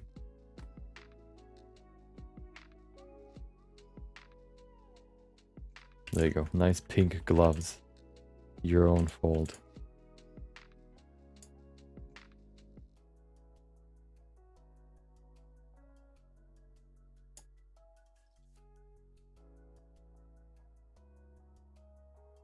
Okay. Are they big enough? I think they are. They might be. I think the forearms are too long. That's always my problem. I always make them too big. But it shouldn't be too hard to fix that. We can probably just move them upwards. Wait, why? Okay. Do we need the... How do I remove them again? Oh, I can just go to here, enable dynamic topology, and that would remove the face sets. There you go. And then I can just select this. Wait, can I? I want to move this upwards. I guess the easiest way to do that would be to select it and then move it upwards. Yeah. Yep. Okay. There it is. Select all this, because then what we can do is we... Oh, thank God. Thank God the trim tool doesn't work when you have dynamic topology enabled, otherwise it would have removed the hand completely. Okay, there you go. Then we can smooth it. Well, maybe not. Hold on. We can smooth it. Make a nice smooth selection. Perfect. Then we invert it. We use the move brush, sculpt, sculpt, set pivot, unmasked. Okay. And then we can move it upwards.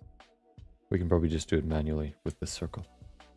This way we can make a nice, hopefully smooth, well, semi-smooth adjustment. Maybe we should rotate it slightly. Although, no, I want to keep it that way. I think that length is pretty good. Not too short, not too long. Maybe a little bit too short. There you go. Perfect. The perfect length. Nothing is wrong about it. There you go. Perfect. Okay. This is stage 1. We've created the block out. So now we have everything that we need to create more. Who would have guessed? Oh, there you go. Yep. So now we have the base mesh. We can now add a pose. We can now change the head to the pumpkin head. We can change we can pose the character. We can add clothing on top. We can do everything else. We can, refine the base mesh with more resolution. And that's what we're going to do tomorrow. We're going to end it here. I think this is a good spot to end it. We finished the basic head. I mean, the basic proportions. Let me just make the head a little bit smaller and then we're good. There you go. Perfect. Smooth it.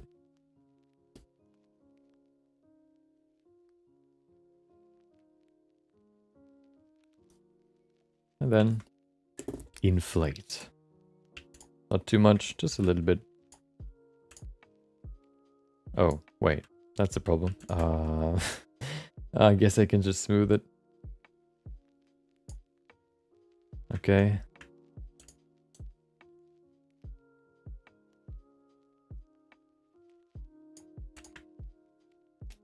Let's see if that works. Just smoothing it. Well, I guess we don't really need the head anyway, so yeah, I guess that works. I want to move it down though, just slightly, because the neck is quite long right now. Not too far, just a little bit. Boing, boing. Okay, we have too much fun here. This is a serious sculpting stream. Okay, perfect.